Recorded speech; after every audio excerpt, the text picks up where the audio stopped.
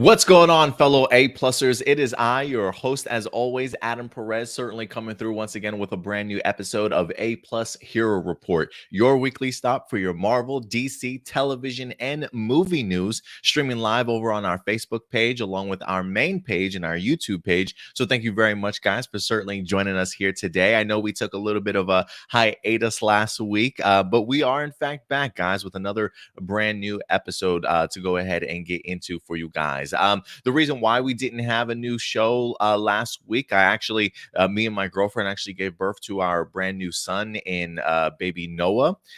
So we are a family now. We got ourselves a little baby boy here in the world. So was not able to go ahead and be here live last weekend. I'll be honest with you, last weekend was a big blur to me. But we're back now. I know Indy and Stewart certainly had their schedules full also. So we just decided to go ahead and take the entirety of the day off. But we are, in fact, back on the grind, back on the schedule, ladies and gentlemen. And so we're here, not just myself, but we're also blessed with the amazing Stuart Branscombe certainly joining us today. What's going on, buddy?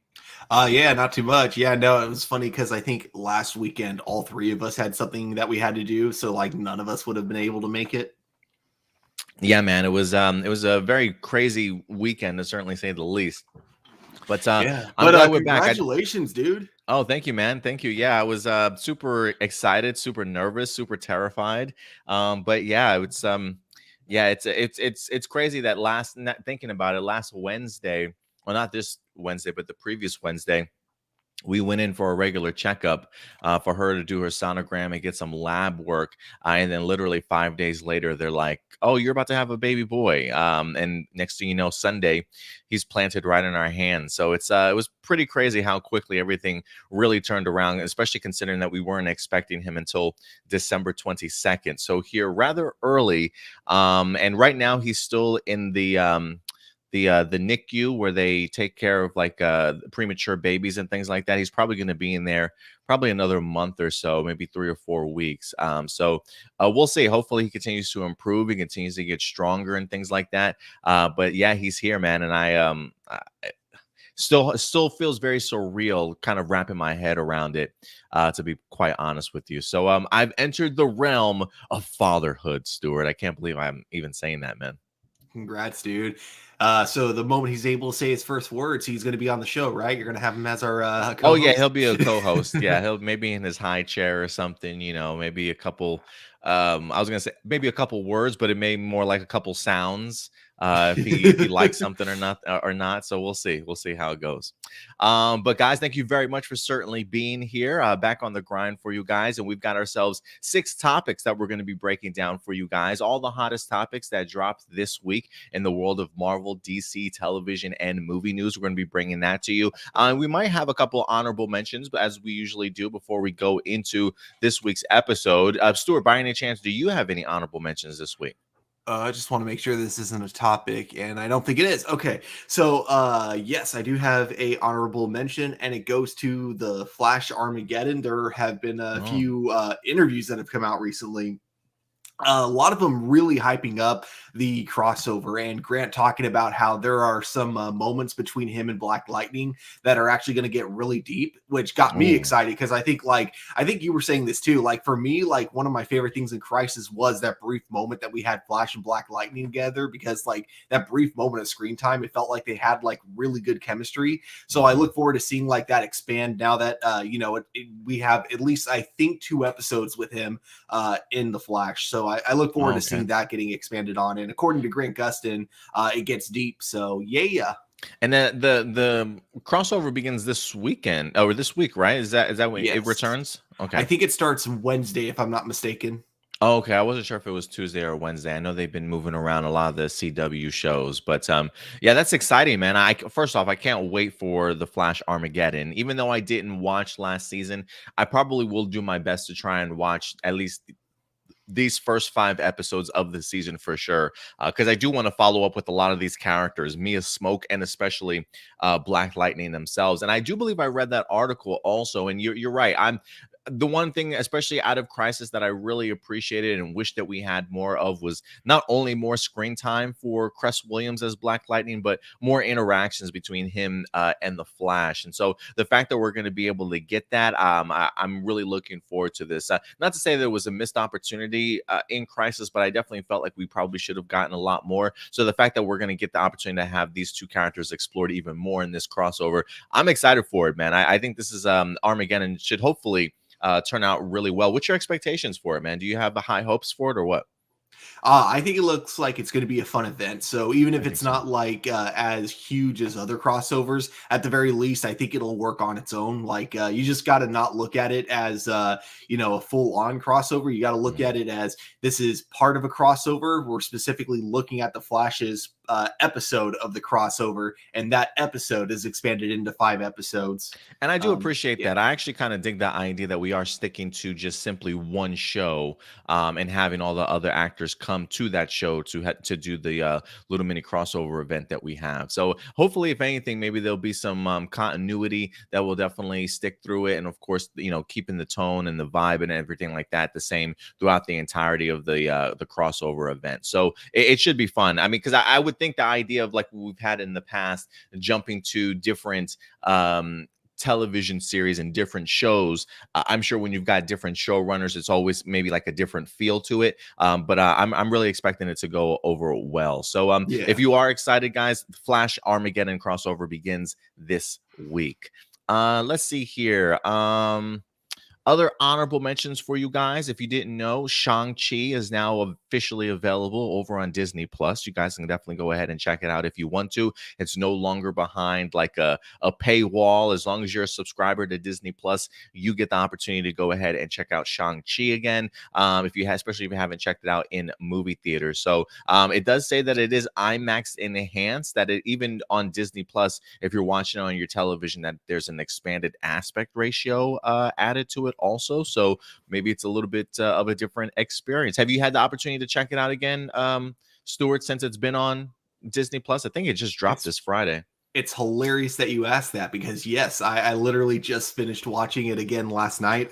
Finally Mhm. got to show it to my dad because he he loves martial arts movies. Nice. So the first thing I thought after watching this movie was my dad is going to love this. So I was glad to finally watch with him. And yeah, I was right. He absolutely had a great time. I think it looks really good on Disney Plus with Really? kind of the more like IMAX enhanced aspect ratio that they're going with. I think it looked really That's good cool. to know. That's good to know. Mhm. Yeah, I wasn't sure how it would look. I haven't had the opportunity to check it out. I did go back like 2 days ago and begin at least to watch Black Widow. For me, I just think it's cool that we've got more new Marvel movies on Disney Plus to certainly check out now with Black Widow and Shang-Chi.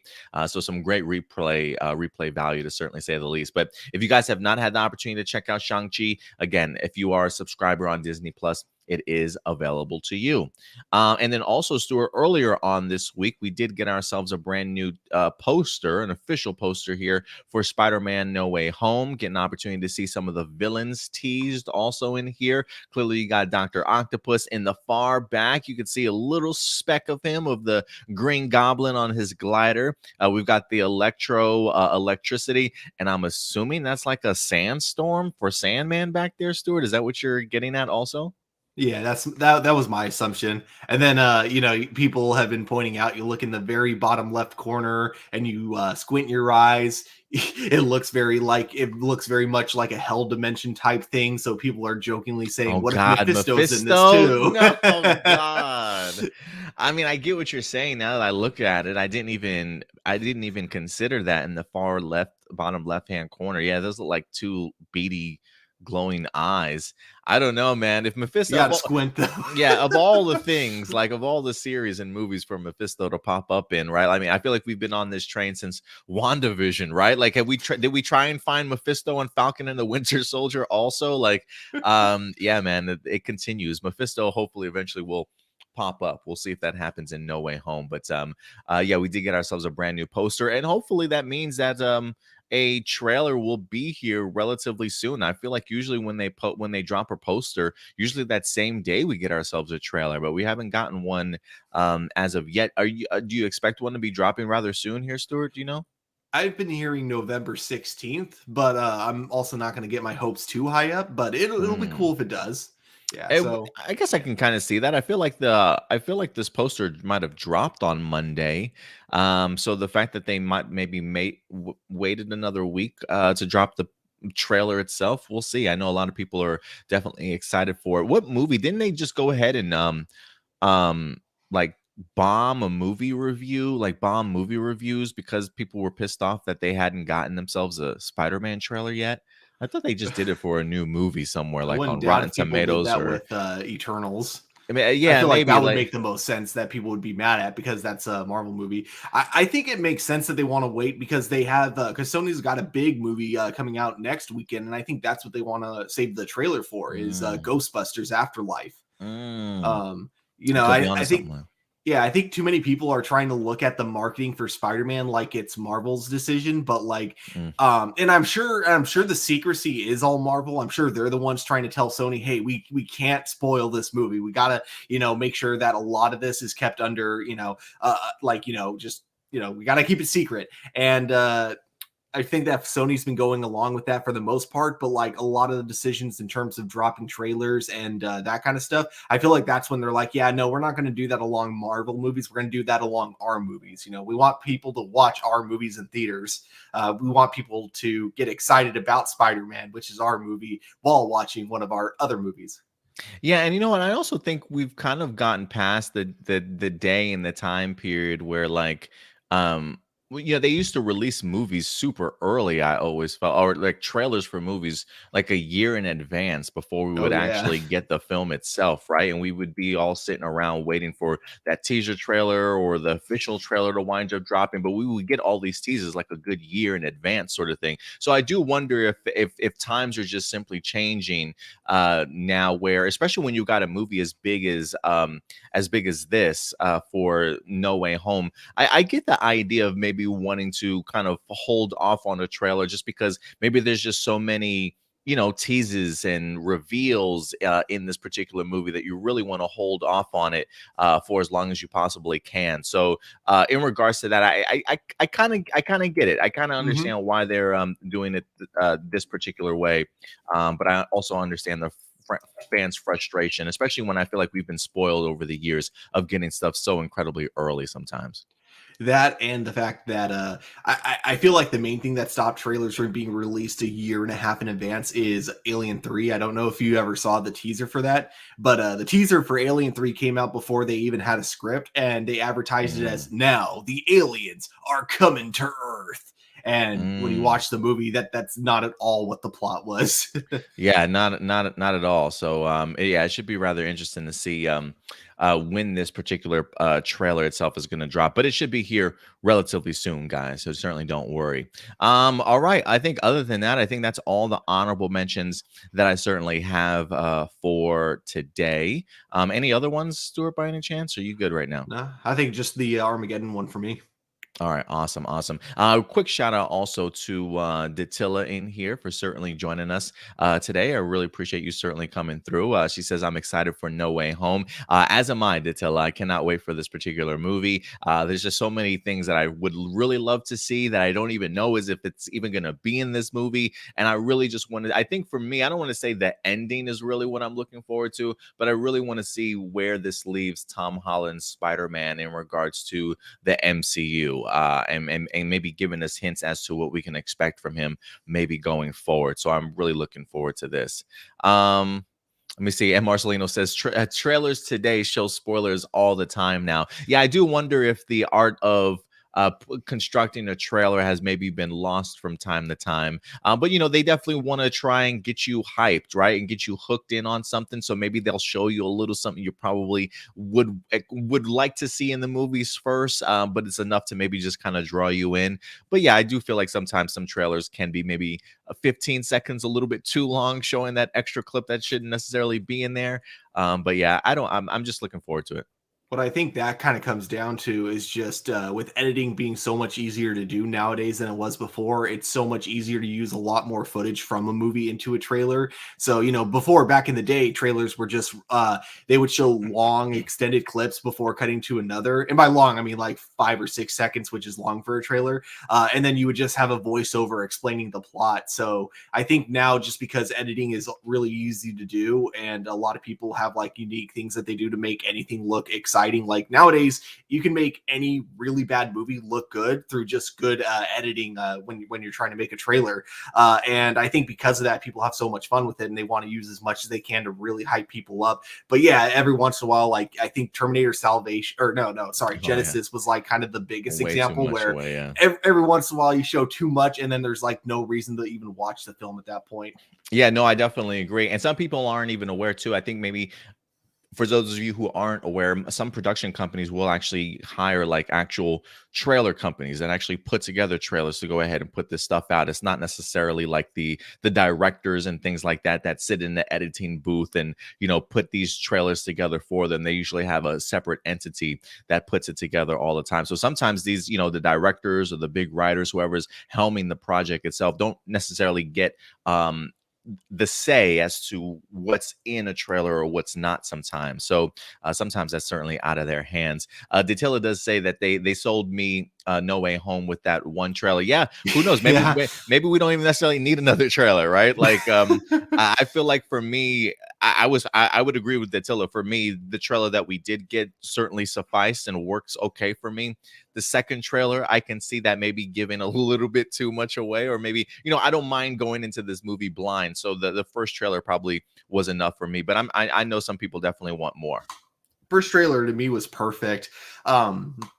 I think I mentioned that, like, yeah, well, I kind of want another trailer just to get a little bit more. I wouldn't be mad if I never got it. Like, I mean, I think it's safe to say everyone who's watched the trailer and is excited for this is still going to watch the movie regardless of whether or not there's a second trailer.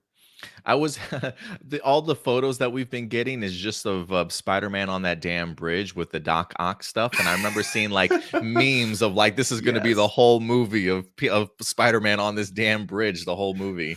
All the memes that have come from that, like of different quote unquote like leaked people that are going to be in it. Like my favorite is still probably Shrek. Like you see him in the background, like someone photoshopped him in. And then the other one that was actually well done, it was on the poster, is that in the background you see the Megazord that Spider-Man has in the Japanese Spider-Man show. Oh, that's pretty cool. See, that would be crazy. Cool. That would be crazy if he popped up in the movie. But yeah, guys, definitely let us know your thoughts. Are you excited and looking forward to a Spider-Man No Way Home second trailer? Was the first one enough for you, or you are okay with seeing more before we get this movie this upcoming December? Go ahead and certainly let us know your guys' thoughts in the live chat or the comment section box below. But with that out of the way, in regards to our honorable mentions, guys, Stuart, it's time to tackle our main topic. So you ready to go ahead and get into this with me, man? Always. Awesome. Let's go ahead and do this. First topic up, ladies and gentlemen. This was a big week for Disney Plus, celebrating their second year anniversary.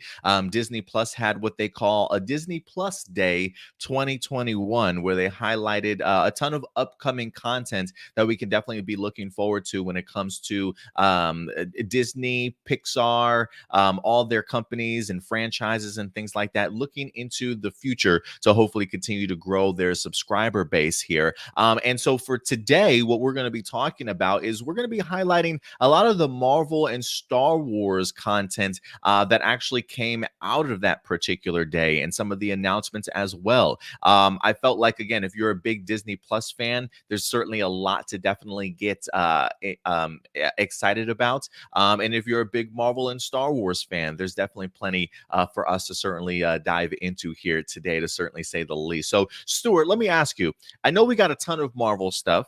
I think there's maybe only one or two aspects of Star Wars. Should we start off with Star Wars real quick, or should we dive into the Marvel stuff? What would you prefer? Oh, let's start with Star Wars. Let's do it.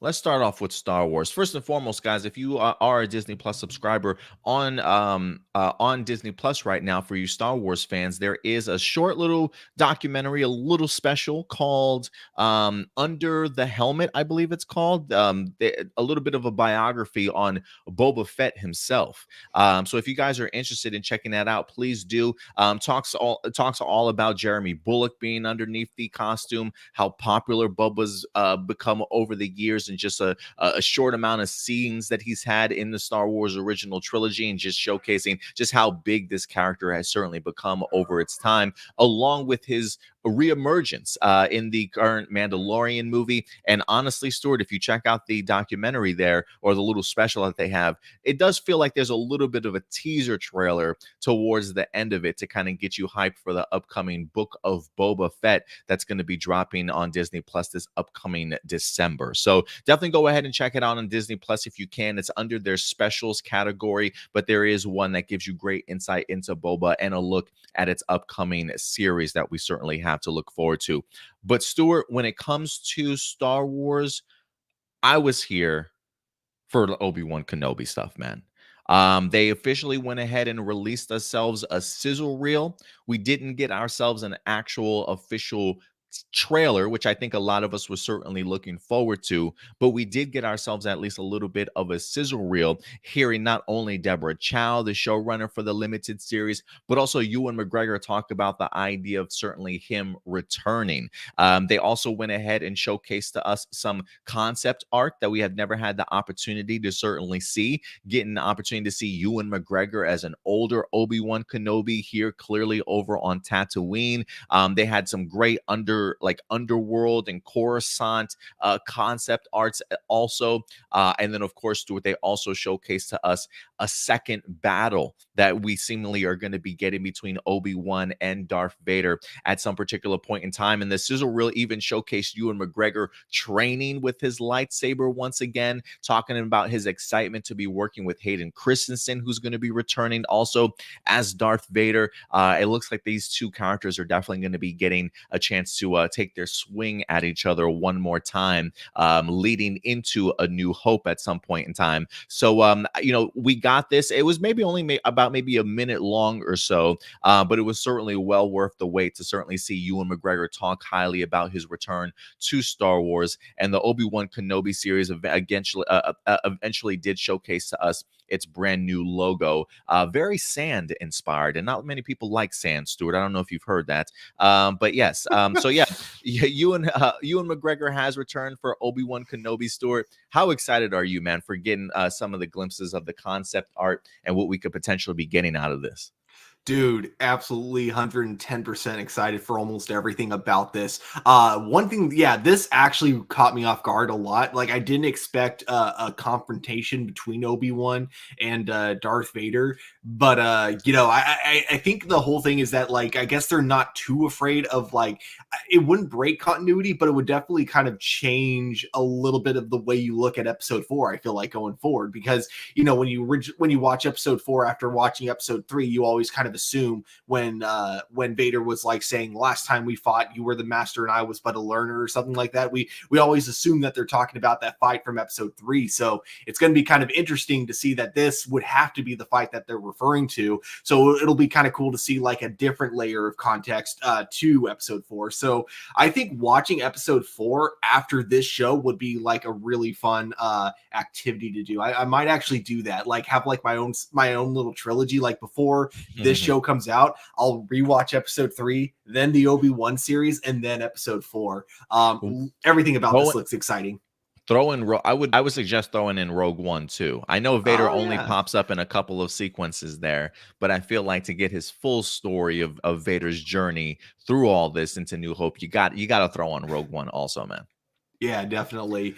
But I definitely agree with you there in the sense that just based off of the quote from A New Hope, I think we probably were comfortable with the idea of in episode 3, Revenge of the Sith, that being the main battle that they're certainly referring to.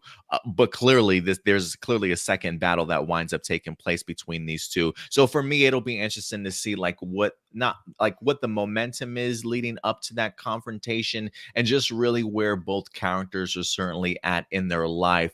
If he's still considering himself a learner, I would be interested to see in what aspects of Darth Vader's life does he feel himself to be, right? Like, is he still necessarily a learner in the sense of his apprenticeship of being under Darth Sidious himself, or is he still talking about the sense that there's still a lot of life lessons that he's had to certainly learn, and maybe it's another one that he eventually wind up learning from Obi-Wan in this confrontation. I'm not really sure myself, but I'm looking forward to this, man. I just for me, getting it, just being hyped to see Ewan McGregor practicing with his lightsaber. I'm like, man, I hope he still got his moves. Like, it wouldn't surprise me if he, maybe in his own backyard from time to time, he swings his lightsaber around just to keep his skills up a little bit. But I thought it was pretty cool to see him working out and getting ready for his role. Definitely. I love the concept art too. Like Yeah, they look great. the photo with Obi-Wan in that new outfit. I hope that's what we get to see in the show, because I think he looks so badass in that. And this one? Yeah, exactly. I think like just like it looks like, the jacket that he wears at the Jedi Temple, but like everything he's wearing underneath it, I don't know. I've like never seen it before, and it looks really, really awesome on him. So obviously it's a painting, so we don't know how it's going to look in live action, but if it looks half as badass as it does here, I'm excited. Yeah, no, me too, man. I'm eager to see Ewan's transformation from his Obi-Wan in the prequel trilogy, and seeing how much he actually starts turning into Alec Guinness from A Mhm. New Hope. I really want to see like just the makeup and how much they've actually aged him in this particular series. So I'm looking forward to it, man. But again, hopefully your trailer will eventually come soon. But for me, the sizzle reel really did it. I was perfectly okay with just the sizzle reel that we wind up getting.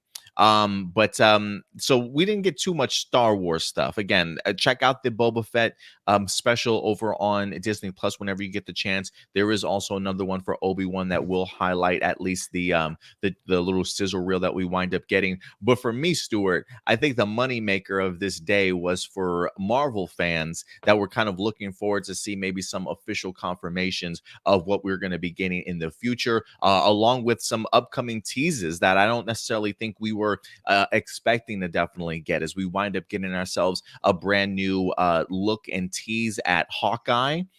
We also wind up getting ourselves our first look at series like She-Hulk, Moon Knight, along with Miss Marvel finally giving us little teaser trailers also out of this. So a lot of big stuff wind up coming out of it. I thought they did a really good job in their presentation of at least giving us quick summaries in regards to what WandaVision was, Falcon and the Winter Soldier, Loki, even What If, and then leading into what is eventually going to be new heroes, the future of the MCU. And it started off with the great Hawkeye trailer that we wind up getting. They also released themselves a brand new poster. Also, Stuart, I got to be honest, man, the more and more I see of this damn series, the more fun I truly think I'm going to have with this, man. I just seeing this.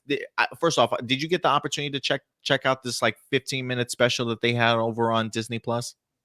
The 15-minute special? No. No? Okay. If you do, I would recommend certainly checking it out. I mean, they did release all the teaser trailers and stuff like that individually, but the way that they actually put it together as a presentation, I thought it was really cool to see what we've gotten so far going into what we certainly have upcoming. But I love the chemistry that we have so far between Haley Steinfeld and Jeremy Reiner. Just getting the opportunity to see some of Kate Bishop's some of her passions, seeing why she's so invested in becoming a superhero, the idea that she wants to become a superhero and sort of live this life, and having somebody like Clint be sort of her mentor and kind of guide her around this kind of crazy life that she's certainly trying to establish for herself. But the action looked pretty great, the humor looked on point. It just feels like like a 90s Christmas sort of movie with some action, like an action comedy. And it just really works for me. I get Home Alone vibes. I just get that 90s action humor in this. But everything seems to be working for me. And I can't wait for this series to come out. What did you think about the trailer or the little brief teaser that we got? It's actually kind of an interesting way to think of it. It's like if Die Hard wanted to go with a PG-13 rating instead. That's kind Yes, of what you get from this. that's Yeah. kind of what I'm Um, feeling. yeah, no, I think everything that we've seen so far, it looks like it's at the very least going to be a very fun movie. And yeah, I do agree. I think the casting with Haley Steinfeld and Jeremy Renner, I think like what works about it is that the two of them, they do feel like they have great chemistry with each other, like on screen and off screen. And I'm not sure, obviously, because like I always try to make this clear. Like I may say how I think actors are outside of the set, but I actually don't know. So I just want to make that clear. But I think it's safe to say that the two of them might have had good chemistry outside of filming as well. And I think that's what always usually helps when it comes to Marvel movies in general. They always find like the perfect casting, not just for individual characters, but for the characters that they know are going to work really well together. So I'm looking forward to seeing that. And, just the idea that it feels like with Clint, he didn't get a choice. Like it felt like he was born into this world. So it'll be interesting seeing him interact with someone who's choosing to go into this world. Someone who kind of like Tim Drake. One thing I find so fascinating about him is that he never had like any tragic backstory that forced him into becoming Robin. He just became Robin because he loved Batman and he wanted to become Robin too. And that's what we kind of get from this, is that it's like there's nothing that seems to be tragic about her life. She just seems like she wants to be a superhero. And every once in a while, those type of characters are fun to have. Yeah, I do dig the idea that she really wants to embrace this as a part of her life in regards to being a superhero. I love the fact that Clint's like, look, it may not be all you expect it to be, right? It may not necessarily turn out the way that you certainly want. We've definitely have seen Clint have to deal certainly with his loss. There's a really great shot, especially of the car scene that we see where they're running out of the building and they're trying to find themselves an escape car. I love the fact that Kate stops by to go ahead and she wants to take the 72 Challenger or something like that. She wants to take the really cool car and he goes and grabs the old station wagon that nobody's driven since the 90s, right? But I love that shot of the cameraman just in the back scene, in the back of this, back seat, and he's just filming in a complete 360 shot. I always love technical shots like that because it just heightens the action and just the interactions with the characters. But it looks great so far. I cannot wait to see what this series is going to turn out to be. And if anything, I think if there's anything missing that I want to learn a little bit more about, it's probably going to be where Clint is at in his life, especially after having lost Natasha. It seems as though there's something that he's certainly dealing with or struggling with or having to overcome in this series itself, along with teaching Kate Bishop the ropes. So I'm eager to see where these two characters are in their life and exactly why and how it wind up bringing them together. But a series that I was really about to sleep on, honestly, with the exception of Haley Steinfeld. I mean, I can't sleep on Haley Steinfeld whatsoever, but it wasn't a series that I was super pumped for. But now that I'm seeing the vibe and the tone that they certainly have set for this, I cannot wait. This might end up being a series that I rewatch sort of every Christmas for that Christmas special vibe. You know what I mean? No, I know exactly what you mean. It's funny because I always have like a lot of Christmas movies that I tend to rewatch, and Christmas specials. So like individual episodes of certain TV shows, but never thought of an entire season of television to rewatch every Christmas. But depending on how this is, I might be on the same boat with you. Yeah, well, we'll see how this turns out. But guys, if you've had the opportunity to check out the recent Hawkeye trailer that dropped this past week, definitely go ahead and definitely let us know your guys' thoughts in regards to that. But that wasn't the only teaser that we wind up getting, Stuart. We finally had our first look at Moon Knight also. Something that I think a lot of fans were really looking forward to. Oscar Isaac playing Mark Spector in here. We got the opportunity to not only see... I'm sorry, I got to interrupt for 2 seconds. This was actually a really kind of funny comment, I think, if it means what I think it is. Still prefer green over red over Hawkeye. I think it's referring to Green Arrow over Hawkeye. That's actually a really funny way to write it. I didn't give you credit for it. Yeah, it could be for sure. But yeah, we got the opportunity to see Oscar Isaac in the role, hearing his voice too. Getting to see some really dark action, it seems like. Seeing him jumping across the night sky in front of the moon, sort of thing, getting a glimpse of his cloak and things like that. Also, brief teaser, but I'm really looking forward to it. It feels like Oscar Isaac's really delivering when it comes to his performance. It definitely feels like we're going to be jumping in between the multiple personality sort of disorders. There's a reference in here talking about the idea that he goes to sleep or he winds up waking up sometimes in other places, sort of thing. So it seems as though we've got ourselves an Oscar Isaac who's playing a Moon Knight that really does have multiple personality disorders, and maybe isn't even fully aware of what he's currently doing during the nighttime, sort of thing, in his vigilante aspects. But brief moments from the Moon Knight teaser trailer. But what did you think? Did it at least get you hyped to certainly see more? I knew Oscar Isaac was going to kill it. So the biggest thing that I was curious about was the look of the costume. And I remember seeing a leak that people weren't sure if it was real or not of the costume, and thinking, Oh, yeah, it looks yeah. like it could be real. And it could still be fake. Like, let me point that out, but it does look exactly like the way they present it within the teaser. So I think it might have been real. So looking at the costume, looking at the way the show is being shot, even though we didn't see a lot of it, I am definitely looking forward to this. It looks like this is going to be kind of more in line with Shang-Chi and Eternals, in the sense of, even though it's a Marvel movie, they're definitely going to try to, film it in their own very unique aspect. It's going to kind of tonally feel a lot different from other Marvel projects. If I had to guess, that is. Yeah, no, I definitely would agree with you there. Let me go ahead and pull up another shot. I was trying to find some of the still images that we wind up having here, but there's Oscar Isaac directly from the trailer itself. Definitely struggling in this series for sure. I love the shot of him that we get where he's in the alleyway. It's a close up of his face, and it looks like he just awakens from something. And when the camera pulls back, you just see like 4 or 5 thugs, just like 4 or 5 bodies laying around him, and he looks so confused as to what just happened. So I'm assuming he just kicked somebody's ass in the middle of an alleyway. I don't know whether to help somebody out or not, but it's looking good. I'm really waiting for the official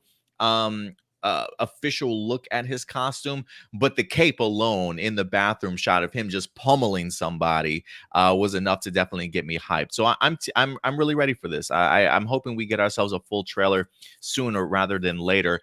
Do you remember or recall when this series might be dropping? Do you know if they gave us an actual release date yet? I don't think so. Yeah, I don't think they did either. So we'll see what happens there. But yeah, guys, if you've had the opportunity to check out the little tease from Moon Knight, definitely go ahead and let us know your thoughts. Outside of the Moon Knight store, we also did get ourselves 2 other teasers throughout the day. The next one was, in fact, She-Hulk wind up sort of coming up. First and foremost, I love the logo for this. This feels very like Law and Ordery for me, like an Exactly what I was thinking. right, like an ER special or something like that. But they definitely are diving into the law aspect of Jennifer Walters' life here as we get the opportunity to be introduced to her. We even get to see the Hulk in this teaser, him kind of talking to her about what activates the transformations and things like that. Even got a brief tease of She-Hulk herself from the back. I think there's even also a again, if you guys do watch the full presentation on Disney Plus, there's even a quick shot, I think, of Jennifer Walters as She-Hulk getting out of a limousine wearing like her classic sort of diamond studded dress, I believe, from like a classic She-Hulk cover, if I'm not mistaken. So they definitely are going to be pushing an envelope when it comes to the CGI for Jennifer Walters in here. And I loved also at the very end, Stuart, the little don't make me angry, you wouldn't like me when I'm angry. It feels very much like a lawyer infomercial that you would see like on television in the middle of the night, like call 1-800 so and so lawyer or whatever, like it feels very much like that commercial when she says that line for me. But I'm eager for this. I know this is supposed to be a lawyer, maybe comedy drama sort of thing. So I'm not sure what to expect from it, but we did get ourselves our first tease. What are some of your thoughts and just some of the brief images that we've seen so far? It does look like they're going to go for the humor aspect of it. I don't think they're going to go full on fourth wall breaking She-Hulk like in the comic books, but that's okay. Everything that we've seen so far with the actress like hyping it up, and then just like what we see in the little teaser, even though we don't really get to see her full like like design of what she's going to look like, we do know that the show isn't sparing any expenses. So I think it is going to look awesome overall. I think my biggest question is like with the comedy aspect of She-Hulk, how far they go with it, and how much of the drama like actually kind of plays into it. So yeah, I'm still excited, even though I still feel like this is the show I know the least about, or I have the least ideas of what they might be doing with it. It feels like with all the other Marvel shows, you have kind of some idea of what direction, what kind of tone they're going to be taking with it. But with She-Hulk, I still don't know for sure. Oh yeah, there we go. I'm so glad you screen capped that. I think it looks freaking awesome here. Yeah, I really want to see how they push the envelope and in regards to her design. I mean, there's a quick shot of her literally landing, so you see from her legs all the way up to her body, and this feels very comic book accurate. I feel like Oh too, my gosh, Stuart. yeah. Like and then yeah, I love how they kind of have it looking all grainy here. Yeah, guess what I was saying. For some reason, it just reminds me of like those late night infomercials. Like, if you ever find yourself in trouble, call 1-800-lawyer, and you get Jennifer Walters or something. So those are the type of vibes that I wind up getting. Another shot here from the She-Hulk series itself. So yeah, guys, I'm really looking forward to this, man. It should be fun. We got some returning characters. I believe General Ross is going to be in here. I believe the guy that plays Abomination is going to be in this series as well, along with Mark Ruffalo. So it should be interesting to kind of see what the cousin of the Incredible Hulk is going to be up to. Outside of that, Stuart, we did get ourselves another teaser for Miss Marvel. Getting the opportunity to see her a little bit. I love her line of, usually it's not usually the brown girls from Jersey City, that go on to kind of save the world sort of mentality, right? And then of course, her friends like, well, hey, maybe you can be the first, and you get the opportunity to see her in a Captain Marvel costume, not her own costume, but a Captain Marvel costume, before she goes off and uses her abilities. There's a shot at the end of this Miss Marvel one where you see the crowd looking at through the sky, and you just see her reflection through the building windows. I couldn't tell if she was utilizing her like elongated powers, like her stretch powers, or if they really are changing up her power set in this particular series. Have you heard or seen anything more from that, Stuart? Everything I've seen, it looks like they're changing up her powers. But I feel like that also could just be like that's how it looks in the trailers.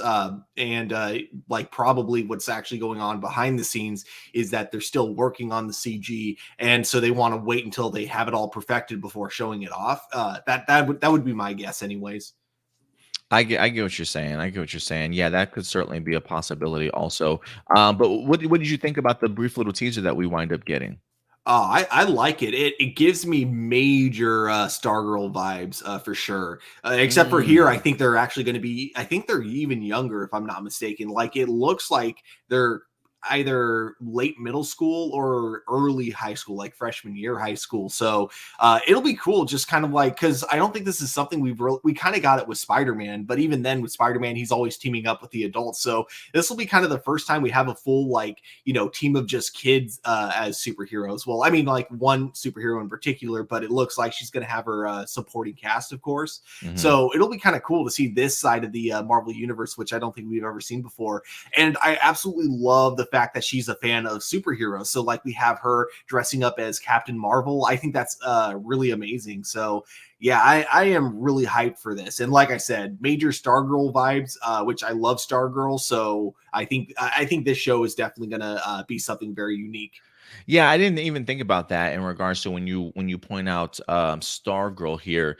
You're right. I don't necessarily think that Marvel's kind of tackled like a teenage superhero in the sense of having sort of their own show. So it will be really fun to kind of see how they explore that aspect of the MCU when it comes through the lens of sort of a teenager. But yeah, I thought the little teaser trailer that we got was pretty cool. Again, I do like the idea of having somebody from a different culture, of becoming a superhero like this, and I would be interested to see what that perspective is like of how how she's potentially viewed now that she's going to be going into the realm of being a superhero. But I do think the teen drama and the fun of them being teenagers will definitely shine and certainly come through. I was just kind of hoping with this teaser maybe they would hint at her abilities a little bit more, or at least showcase us her powers. But like you said, maybe it is one of those things where they're still with it being in post production, and I don't believe that this series is coming out anytime soon.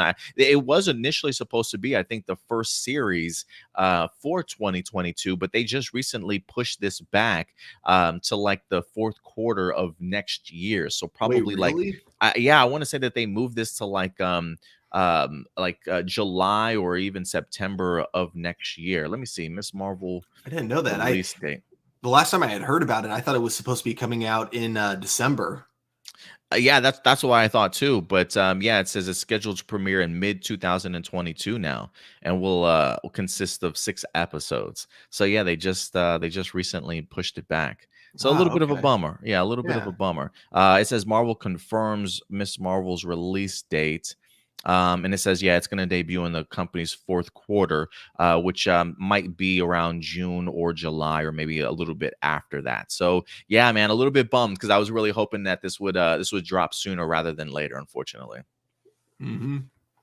And then after the Miss Marvel stuff, we got a couple of other big announcements also here. Let me go ahead and start pulling up some of the other titles that were in fact revealed to us. So we're going to be getting I Am Groot. That's definitely headed our way. They also highlighted the Guardians of the Galaxy holiday special also. We're also going to be getting ourselves Echo, which they've mentioned before as a spinoff that's coming out of the Hawkeye series. So they, in fact, did confirm that because Echo, her character, will be in the Hawkeye series, and it looks as though she's going to be getting herself a spinoff. One of the other rumored titles that we thought were coming and has officially been announced, Agatha House of Harkness. That Agatha Harkness series is certainly coming out. I'm not really sure how I'm feeling about that story. I think when we talked about it, it wasn't like on my most anticipated watch list. But if Marvel's going to be doing something with Agatha, it's probably worth watching just to see. They also confirmed a What If season 2. Along with a Loki season 2. So those are our first season 2s that I think of any of the MCU shows that have officially been announced. So we've got that to look forward to. We even have Marvel Zombies. That's officially coming our way as well. I don't think I have the image for Secret Invasion. They did announce Secret Invasion once again. We got ourselves a really cool glimpse as to Nick Fury himself also. What else did they wind up announcing? Ironheart wind up getting us itself a brand new logo for us to certainly enjoy as well. Um, oh, and a couple other ones I definitely have to highlight. One that I did not see coming, the revival, Stuart, of Yeah. the X-Men animated series. This is X-Men 97. Some information for you guys if you're interested too. The Witcher head writer is actually going to be joining Marvel Studios for this revival series. It says Bo DeMayo is going from the world of The Witcher to the world of X-Men. DeMayo will serve as the head writer and executive producer of the animated series X-Men 97, the coming revival of the beloved 1990s animated series set for a 2023 premiere. The sequel series announced at Disney Plus Day, alongside new Marvel Studios animated shows, Marvel Zombies, which is also going to be an animated show.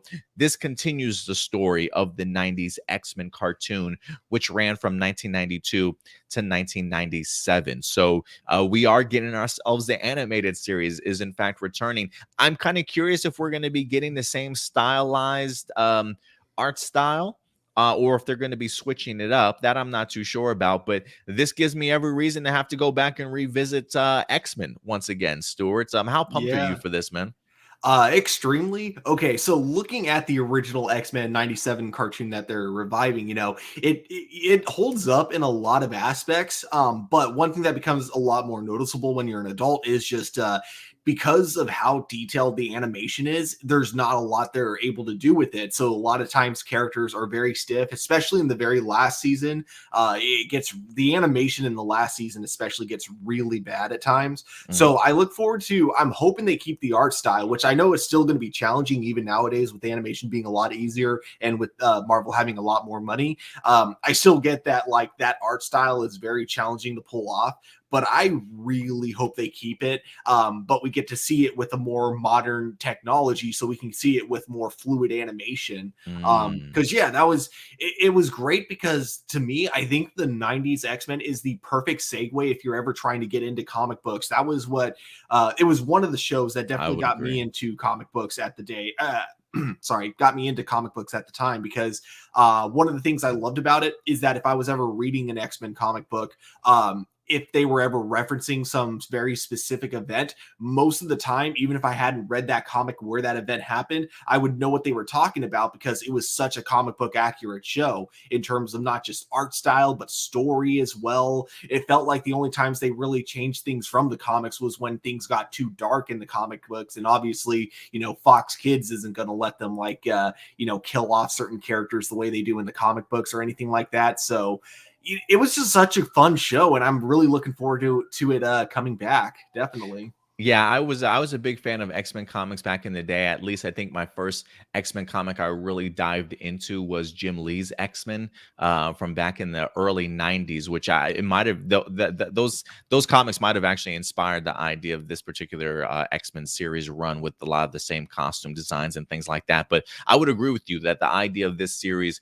opening the door for people to get into X-Men comics was like the prime time back in the '90s if you were an X-Men fan, for sure, to get invested. But I agree with you. There's a part of me that really hopes that the art style stays the same, but a more modernized version of it. So you do get that much better fluidity between its scenes and things like that. But this was probably one of the bigger announcements I was really, really hyped for and really excited to see. But there's also another animated. Again, we talked about the idea that Marvel Zombies will be animated. I'm curious as to what art style that's going to be like, if it's going to be from the same animators that gave us the What If Zombies, or if we're going to be getting ourselves something different. So Marvel Zombies is animated. X-Men 97, the revival, is animated. And last but not least, Spider-Man freshman year is in fact animated as well. For those of you who are unfamiliar with this, it says freshman year marks the latest animated Spider-Man adventures for Marvel Studios after Peter factored pretty prominently in the zombie episode of What If season 1.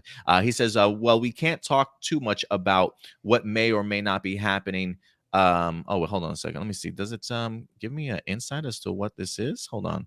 I thought it was like a breakdown as to um oh, okay, here we go. It says Disney Plus has brought a surprising array of updates regarding the MCU, especially around what live action and animated series will arrive on the platform in the months to come.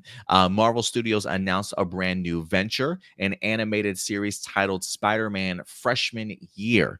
The series is expected to follow Peter Parker's early years as Spider-Man, but before becoming the web slinger we all know and love. It is unclear at this point if Tom Holland will reprise his role or if the part will be played by Hudson Thames, who voiced the character in the What If series also. And for those of you who are in fact wondering, this animated series is canon.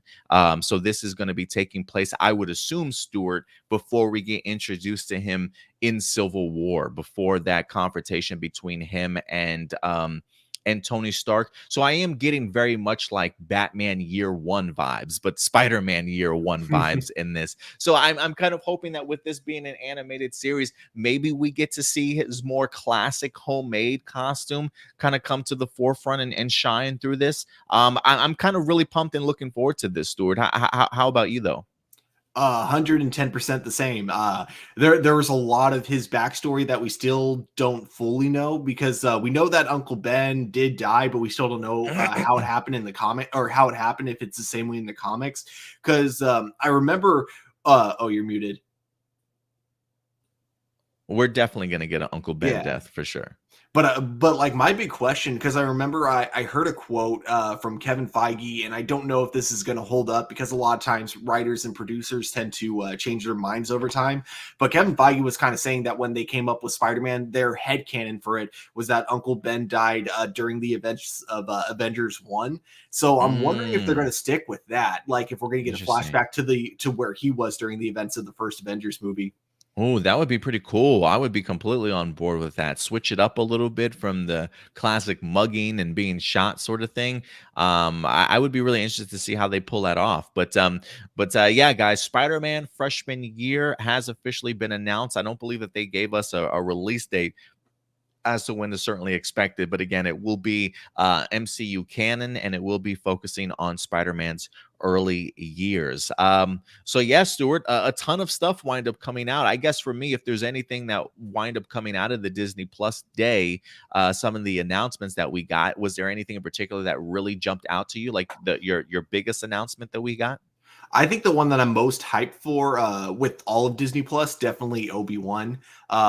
If I had to choose with just the Marvel announcements that we got, the ones that I'm most excited about, guy, I think it's like tied between X-Men and yeah, I honestly don't know, because they're all really exciting. I'm going to go with X-Men, though, as my number one most hyped thing for Marvel, because like I really look forward to seeing how they bring that animation style back to life, and seeing how they modernize it. And then, just same with the writing style. I look forward to seeing like a lot of these events and stories, like, being able to play out with with kind of a new, more modern writing sense. Because, back then, not saying kid shows were all bad, but they were definitely written a lot differently than they are now. So I look forward to kind of like the more modern writing that you get in kid shows for this new X-Men series.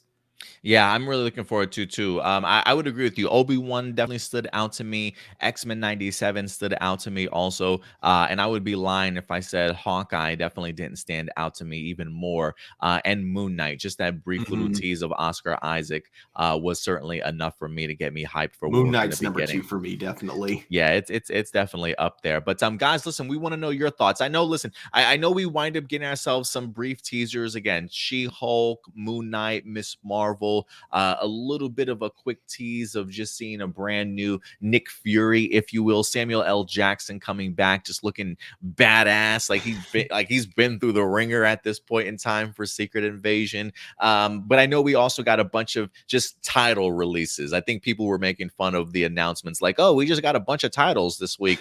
But there's definitely lots to certainly dive into and certainly talk about. But if there is anything from Disney Plus Day, whether that be Marvel, Star Wars, Pixar, whatever you saw during their presentation this week, what really jumped out to you? Where's your hype level at for some of these particular titles that were officially announced? Let your thoughts be known in the live chat or the comment section box below, guys.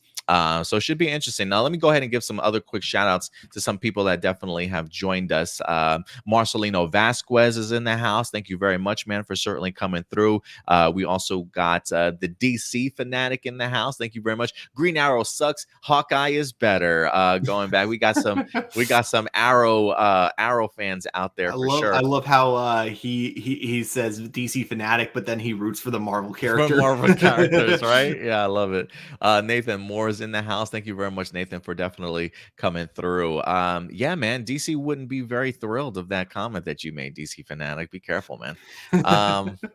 But all right, guys. Yeah, let us know your thoughts in the live chat or comment section box below. And Stuart, with that out of the way, we will move on to our next topic.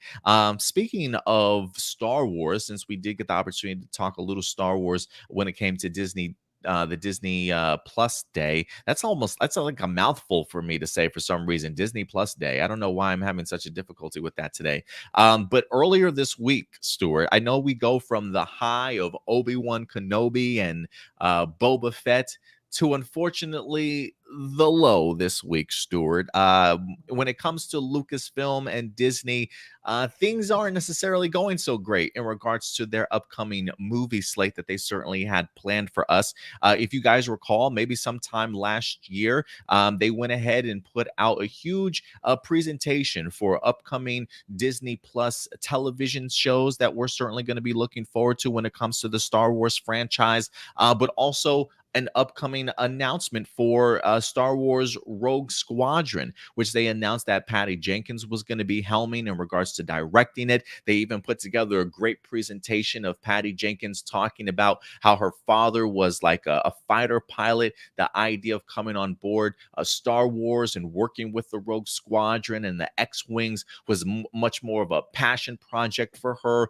remembering her father and things like that, going up in his jet fighter, and how she was really going to use, her own life experiences with her dad and really be influenced when it comes to putting together the Star Wars Rogue Squadron movie. I mean, it couldn't have been lined up for a more better combination of Patty Jenkins and Lucasfilm working together on a Star Wars movie. So if you ask me, it was honestly one of my very highly anticipated Star Wars movies for us to look forward to, along with, say, a Taika Waititi movie that's supposed to be coming, the Kevin Feige Star Wars movie that's supposed to be coming also. You give me a big presentation like this, Lucasfilm, I'm expecting a Rogue Squadron movie. But unfortunately, ladies and gentlemen, this past week, it has in fact been revealed to us that Patty Jenkins' Star Wars Rogue Squadron indefinitely delayed, ladies and gentlemen. Let's go ahead and dive into this. Stuart's crying over there, guys. He's really sad and broken up about this news, but let's go ahead and dive into this, Stuart, and kind of talk about it a little bit here. So, hey, Walmart, thanks a lot for the gigantic ad in the middle of my presentation. Here we go. Patty Jenkins, Star Wars movie Rogue Squadron delayed. This is an exclusive from Hollywood Reporter. It says Rogue Squadron, the Star Wars feature project due to be directed by Wonder Woman filmmaker Patty Jenkins, has been caught in the tractor beam and will take a little longer to make it to the big screen. Jenkins and writer Matthew Robinson have been developing Squadron for Lucasfilm for over a year, with the goal of starting production in 2022. It was to have gone into pre-production by the end of this year. However, sources say the producer and filmmaker team came to the realization that Jenkins' schedule and other commitments wouldn't allow for the window needed to make the movie in 2022. Thus, Squadron has been taken off of the production schedule. The hope is that once Jenkins fulfills her previous commitments, she will be able to return to the project. It says Squadron would have been the first feature film since the end of the Skywalker saga, which wrapped up in The Rise of Skywalker. It says it has a release date of December 22nd of next year. And while that currently remains in place, dates can always shift.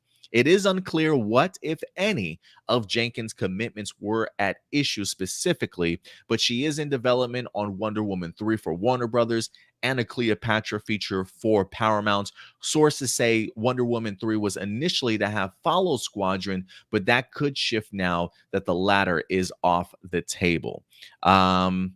So yeah, it says it is unclear if Lucasfilm will have another Star Wars movie ready to go before Squadron, but development continues on several, among them one of the Kevin Feige and one of the Taika Waititi movie as well. So Stuart, it feels very much like we're getting quote unquote scheduling conflicts here, saying that Patty Jenkins unfortunately is pretty tied up in a lot of her other projects, Wonder Woman 3, Cleopatra at this particular point in time, and saying that at this point it's maybe not fully off the table, but it's maybe being pushed back to be worked on at a later time.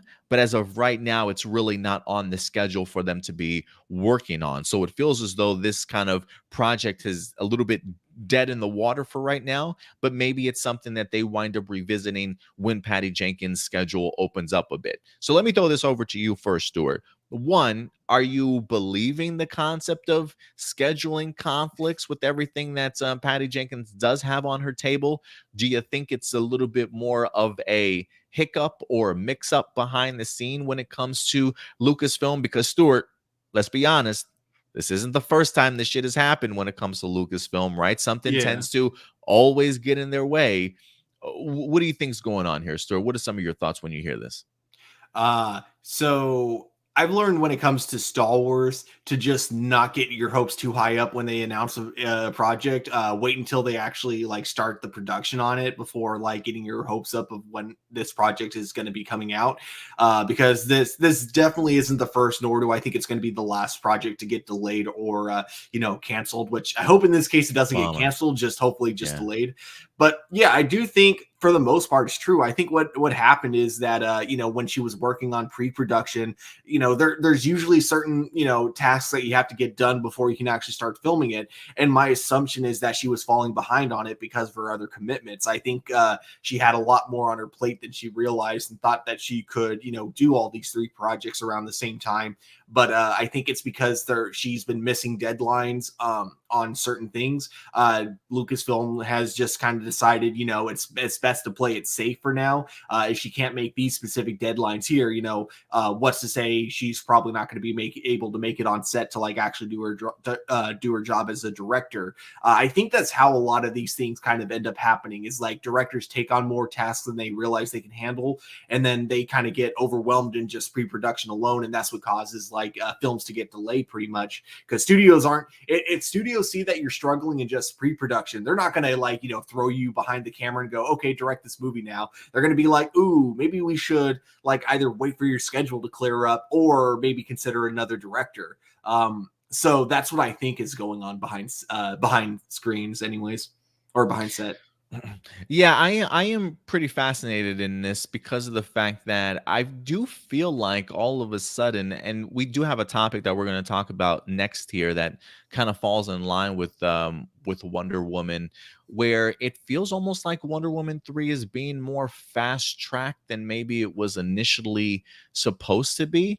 I feel like maybe Warner Brothers would like Patty Jenkins to tackle that movie maybe first, knock that out of the park, since it's the idea of sort of wrapping up that particular trilogy in her time on Wonder Woman before maybe she goes on and moves on to other things. So you mentioned the idea that this isn't the first time that this has happened, and this probably isn't going to be the last. And I definitely agree with you, but that's such a bummer, man. Like It it's is. it's, it's the it's the case of like, I feel like, I don't want to say Lucasfilm is losing trust in its fans, but I feel like there is, when this continues to happen and happen over and over again, people definitely start looking at management, like why does this continue to happen?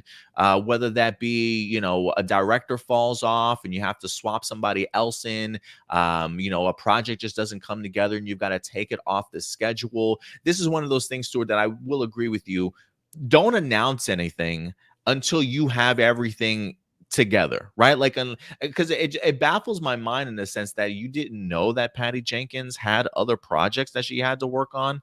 Like, I'm pretty sure when you guys sat down, had the conversation, hey, we would love for you to certainly work on this movie. What other projects do you currently have on your schedule? I'm sure Patty Jenkins has a calendar that says Wonder Woman 3 and Cleopatra is also on my schedule also. So the idea of sort of thrusting her in this position to knock out a Star Wars movie within 2 years' time, knowing that she's got other stuff sort of on her plate, it does feel like a lot of this stuff was going to be coming quick and fast towards Patty Jenkins, because again, Stuart, they want this movie out December 2022, and that's like 2 years away.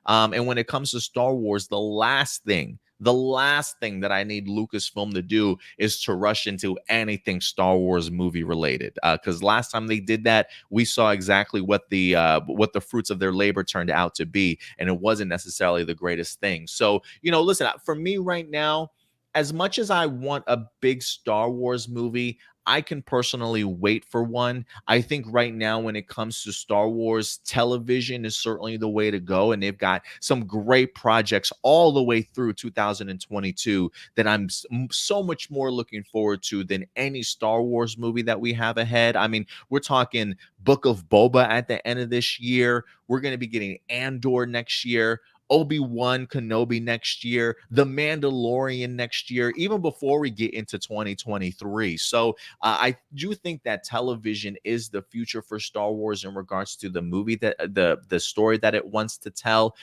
So while this definitely bums me out because it got me so hyped for it, I'm okay with waiting a little bit longer because I know I've got fresh and really great storytelling coming my way when it comes to Star Wars. So I will say this, Stuart. I know the excuse of, scheduling conflicts is something that a lot of studios use when maybe they're just not on the same page, or creative, when it comes to, oh, we're not on the same page creatively and creative decisions sort of thing. For me, though, when I look at this, I kind of do believe the idea that this is more of a scheduling conflict. Like, I do wonder if those things is, one, we don't necessarily want to rush pre-production, make sure we have everything in place. But Patty also does have these two really big movies that she already had on her plate before Star Wars even sort of became involved. So there is sort of there sort of is a world where I can see scheduling conflicts actually being the cause of things. Because, like, for me, it's just a little bit of a stretch to imagine that Lucasfilm and Patty would go through all that work to put together that great Rogue Squadron presentation if she wasn't fully invested in doing this particular movie. You know what I mean? So Yeah. I'm hoping that it is just a case of, hey, things have just gotten so hectic. Let's take this off the docket. Let's not rush ourselves to create something just because we want to make it before this particular deadline. If Patty Jenkins has other things on her plate, let her finish those off first and then focus on Star Wars, because I do think that Star Wars deserves your fullest attention, especially when we see how things have certainly come in the past. So maybe this is a better move by Lucasfilm. I just don't know how to read into it. I'm sure some people will say, "Oh, there's problems behind the scenes. There's no such thing as scheduling conflicts." Maybe that is the case. Again, I wouldn't put it past me when it comes to Lucasfilm. But in this regards, and again, I think because of one of the other stories we're going to talk about here, I do think that there is a sense that maybe Warner Brothers wants to fast track Wonder Woman and has put Patty Jenkins sort of on the hot seat to maybe get that done first before any of her other projects that she certainly has to work on. But what do you think about that? Do you think that's the case? I think you're 100% dead on. I think my only real issue, like you also mentioned earlier, was that they built up an entire presentation for it to make it seem like this was the project that she was the most committed to, like even more than her Cleopatra project, which she's also doing as kind of like a passion project as well.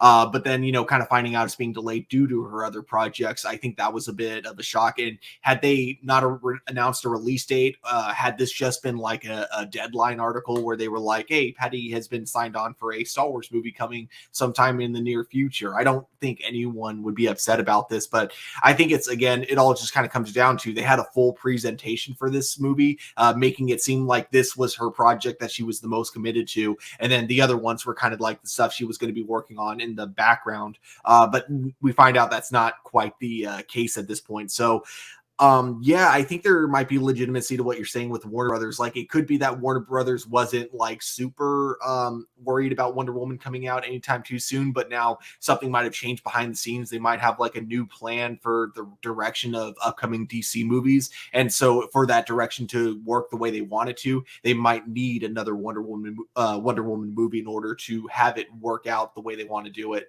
if that makes sense. And because of that, she's getting new pressure from Warner Brothers that she didn't have when she originally signed on to Disney. That's what I think is going on, if I had to, just based on the pieces that we currently have.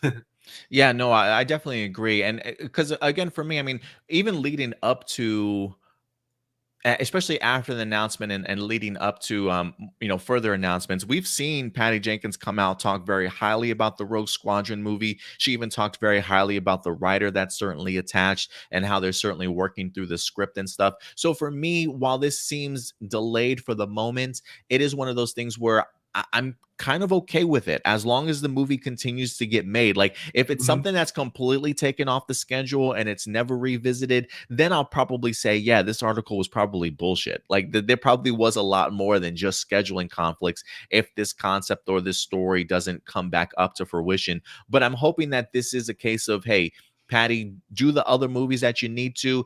In the meantime, we're going to continue to certainly work on this script and mold it to where it certainly needs to be. Because as of right now, when it comes to Lucasfilm and Star Wars, they're not in a position to rush any type of movie project whatsoever based off of their track record with the sequel trilogy. So this might be the best decision that Lucasfilm can certainly make in regards to hopefully making this movie a little bit better and certainly waiting for it to definitely come our way. Because again, in the meantime, I got plenty of Star Wars on TV when it comes to Disney Plus that I think is definitely going to hold us over for quite some time. But it's still a bummer, man, because I this is not the news that I wanted to talk about this week at all. Because I was really looking forward to this movie. Mhm. So yeah, now we got to wait just a little bit longer. But guys, listen, we want to know your thoughts based off of the track record when it comes to Lucasfilm and how they've handled some of the other announcements that have had to either be taken off the schedule or new directors or new writers certainly coming in. Do you believe the idea of scheduling conflicts, or do you think there's certainly more going on behind the scenes when it comes to Patty Jenkins and Lucasfilm? Go ahead and certainly let us know your guys' thoughts in the live chat or the comment section box below. And with that, Stuart, that being out of the way, let's go ahead and get into our next topic. Definitely Patty Jenkins related, but definitely diving a little bit more into Wonder Woman 3, as it seems as though there's going to be a new supporting character, or at least a new cast member joining the upcoming sequel to Wonder Woman 3, and that is none other than Lynda Carter herself. That's right. Past Wonder Woman in her glory days, getting the opportunity to be in the upcoming Wonder Woman 3. And if anything, Gal Gadot is gushing about how excited she certainly is to be working alongside with her in this particular future movie. So let's go ahead and dive into this article. This is also from the Hollywood Reporter, Stuart, and maybe this will shed some light on maybe how soon or when we can expect maybe the new Wonder Woman movie itself. So let me go ahead and pull this up here. It says Gal Gadot on Lynda Carter joining next Wonder Woman. It's even better this time, is what she winds up saying. It says we're all very excited about. Come on. Walmart with the damn ads, like just constantly get out of my face. We're all three very excited about some things coming up from Wonder Woman 3, is what Patty Jenkins teased at the recent fandom, essentially confirming the third installment with herself, Gal Gadot, and TV's original Wonder Woman, Lynda Carter. It says days later, Gal Gadot told THR that it means the world to her to have Carter on board for the next go round. First of all, Lynda has mentored me from the very first moment that I got cast as Wonder Woman. She's always there talking to me, giving me tips and everything. She's a true champion of what Patty and I have been doing. And it was so great that we've managed to find the right opportunity to bring her to the last movie and now to the third one, said the actress, referring to the end credit scene from 84. That's right. I forgot that she was in the end credit scene of this. I'm glad that this article reminded me of that. It says no further details, but she promised of their next teaming. It's even better this time. I love her very much. I love her dearly. But if you want to go ahead and check Gal Gadot out recently, she just was in the new Netflix movie Red Notice with Dwayne Johnson and Ryan Reynolds. So you guys can certainly go ahead and check that out. Me and the girlfriend watched that a little bit last night. I think it was super late though, so I think we turned it off. But pretty enjoyable for what we wind up seeing. So yeah, Lynda Carter, Stewart's going to be getting clearly a little bit of a bigger role in Wonder Woman 3. I honestly forgot that she was in the post-credit scene for 1984. That might be a movie that I need to go back and revisit once again. But looks like she's going to be more involved this time around. And I got to be honest, Stuart, just hearing this news, I am really excited for this. But for me, I love the fact that Lynda Carter wants to even return in the first place. Like, I love hearing what Gal Gadot had to say about her. And she's absolutely right. I mean, I feel like any time that I've seen Lynda Carter, whether that be in a movie or even on a television show, because I think she's had a role in Supergirl from time to time, every once in a while. I think she's just an incredible ambassador for just women actresses, women superheroes in general. I just feel like she's got such a positive outlook, and has done nothing but support these women in these big roles and things like that, really allowing them to kind of own who they certainly are and certainly be proud of themselves. I really love just what Lynda Carter just represents, especially after her time as Wonder Woman. It feels very much like she took that time as her role as Wonder Woman very seriously, to the point of she understood like the symbol that she became for women and little girls back in her time.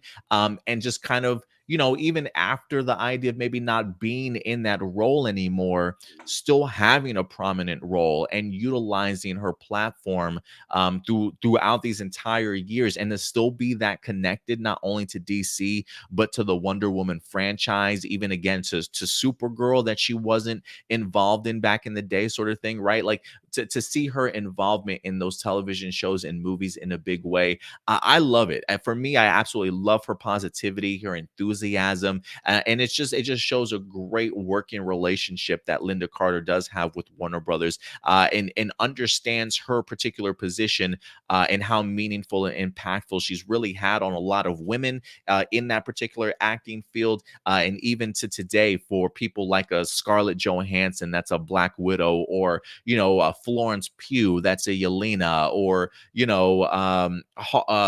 Margot Robbie, that's a Harley Quinn. I think a lot of them could certainly draw inspiration from somebody like a Lynda Carter, and just really what she represents and continues to do so after all these years. So I absolutely love Lynda Carter, man. I really do. And anytime she pops up in something,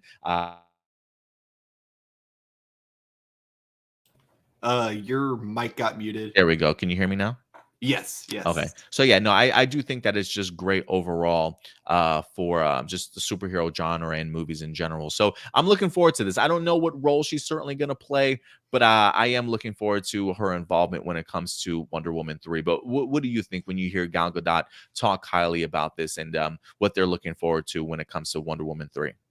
Yeah, I'm excited. Honestly, I thought the ending of Wonder Woman 2 was going to go nowhere. I thought it was just there. I thought she was just there for the cameo and that was it. So finding out that she's actually going to be playing like a bit of a role in this movie is actually going to be kind of cool. I see this comment here that I want to reply to, basically asking if she's going to reprise her role as Wonder Woman or play a new character.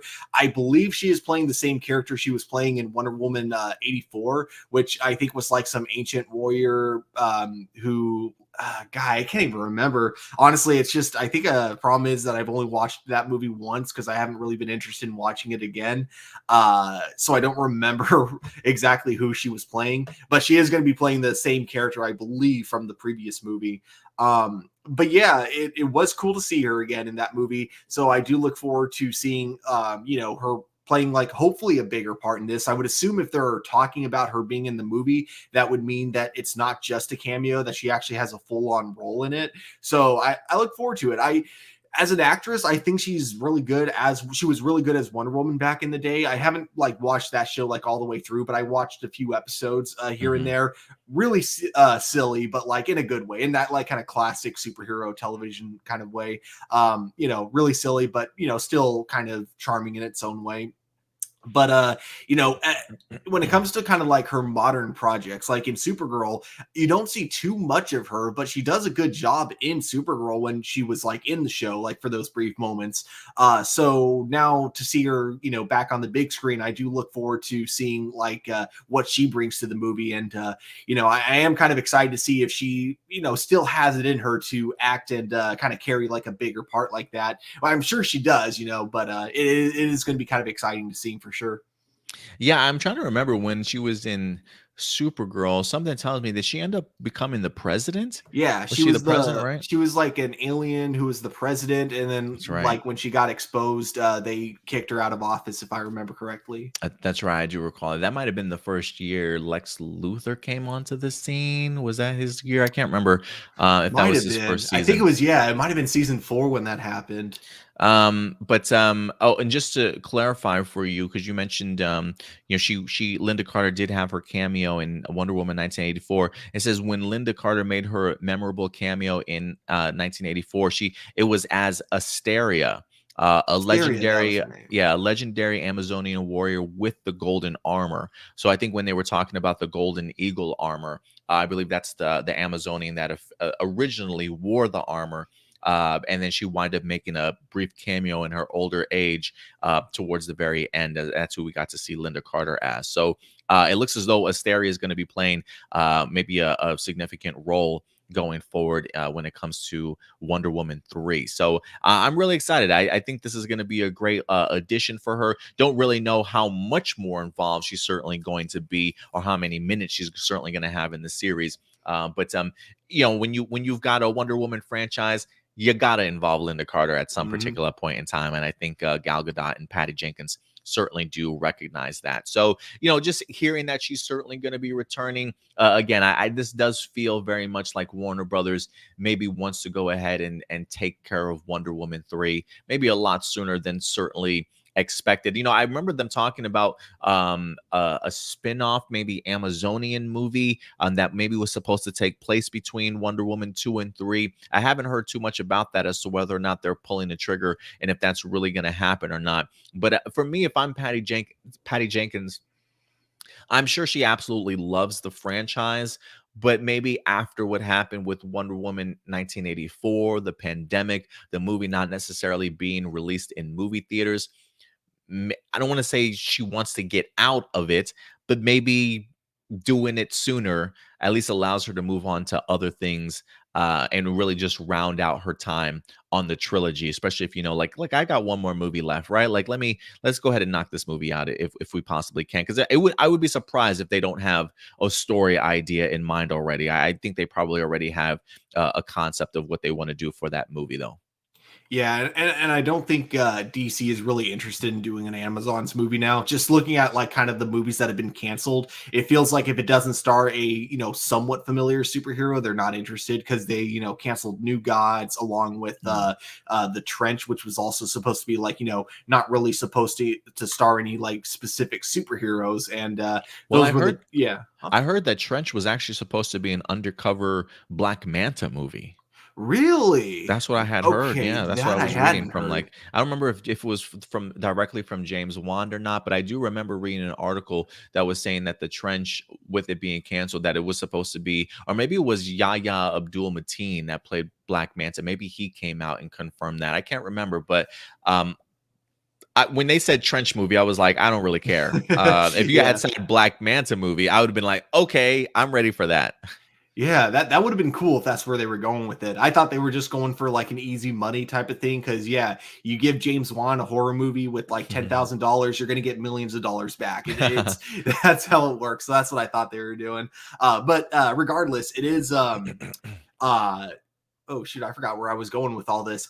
Yeah, now I remember. So yeah, I don't think any of those type of spinoffs, at least for now, like we might be getting them in the future, but in terms of like spinoffs like New Gods, Amazons, and The Trench, I definitely don't see those happening anytime too soon. So I do think this is going to be the last time we explore Themyscira on the big screen, at least for a little while. For a while. Yeah, no, I definitely agree with you there. But guys, look, we want to know your thoughts. First off, what are your thoughts about Linda Carter and really what she represents not only as Wonder Woman, but to female superheroes all around the world? And are you excited to get the opportunity to see her maybe reprise her role as Asteria, the legendary Amazonian warrior that originally helmed the Golden Armor? Definitely go ahead and let us know your guys' thoughts in the live chat or the comment section box below. There definitely seems to be a lot of story that you can certainly tell, especially when it comes to Amazonian lore. So I would like to see if Asteria even plays a bigger role than just her golden armor moment. So it should be interesting to see her return, to say the least. But guys, we want to know your thoughts in the live chat or comment section box below. Next up, Stuart, we do have ourselves another DC character, I guess we can talk a little bit about, as Henry Cavill is in the news once again, ladies and gentlemen. He just had a fantastic interview over on The Hollywood Reporter, really breaking down sort of his career and where he's been and certainly where he's coming. They tackled topics such as him potentially being the upcoming James Bond. They talked a little bit about his time in The Witcher, along with maybe his desire to certainly return as Superman. And even tease the idea of maybe him popping up in the MCU at some particular point in time. I got to say, Stuart, over the years, watching Henry Cavill and just all the major franchises that he's managed to attach himself to, it does feel like he certainly has made himself not only a household name, but a current sort of just huge moneymaker star when it comes to Hollywood these days. I don't necessarily know if I would go so far to say like the likes of The Rock, but maybe I feel like if you've got The Rock up there as maybe one of the bigger draws in Hollywood, it wouldn't surprise me if maybe Henry Cavill was pretty close to him, just based off of the big franchises that he's certainly attached to. But I thought it would be pretty interesting to kind of go down and go through this article with you and highlight some of the comments that Henry Cavill certainly had in regards to some of these franchises that he's certainly a part of. And I think it'll be a little bit eye-opening for us to kind of see where his mentality is. So let's go ahead and dive into this article. I'm not going to read the entirety of the article because it is a pretty big article. If anything, we might just go ahead and kind of skim through from time to time to some of the quotes that he certainly has. So let's see here. I probably should have, if I could be honest, Stuart, I probably should have like blocked off some sections here that I know for sure that we want to go ahead and talk about. So if you just see me aimlessly scrolling right now, don't mind me. Right. Let's see here. Where to begin? Let's talk about Henry Cavill as Superman, shall we? Let's see here. It says Snyder recalls the moment when he was sure that the relatively unknown Cavill was right for the career-making role of Superman in Man of Steel. It was 2010. The director was shooting some test footage with the actor to present to the studio. He asked Cavill to try on Christopher Reeve's original spandex suits from the 1980s Superman films. This is what Snyder says. He says, when you see the suit on the ground, it's kind of shriveled up. It's just spandex. It looks like, oh God, that's not going to be cool, Snyder said. Henry put it on in this trailer, and there's a version of this where he comes out and is like, I'm Superman. And you're like, okay, it's Halloween. But Henry came out, and even the crusty grips who hired for the test got quiet. It says everybody was heart attack serious. He just had the right energy. We were like, oh, he's Superman. That's what Superman looks like. Henry Cavill, on the other hand, was thinking something else. He was thinking, if I'm going to be honest, what was going through my head was, Lord, I'm too fat to be wearing this suit right now.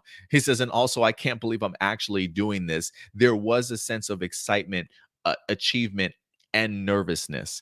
It says, true to form, Cavill largely avoided engaging on the controversies that followed in Justice League, such as reports of a replacement of Joss Whedon on set behavior, though he did acknowledge in an interview that the theatrical cut didn't work. He now says Snyder did a wonderful job with the Snyder Cut re-edits.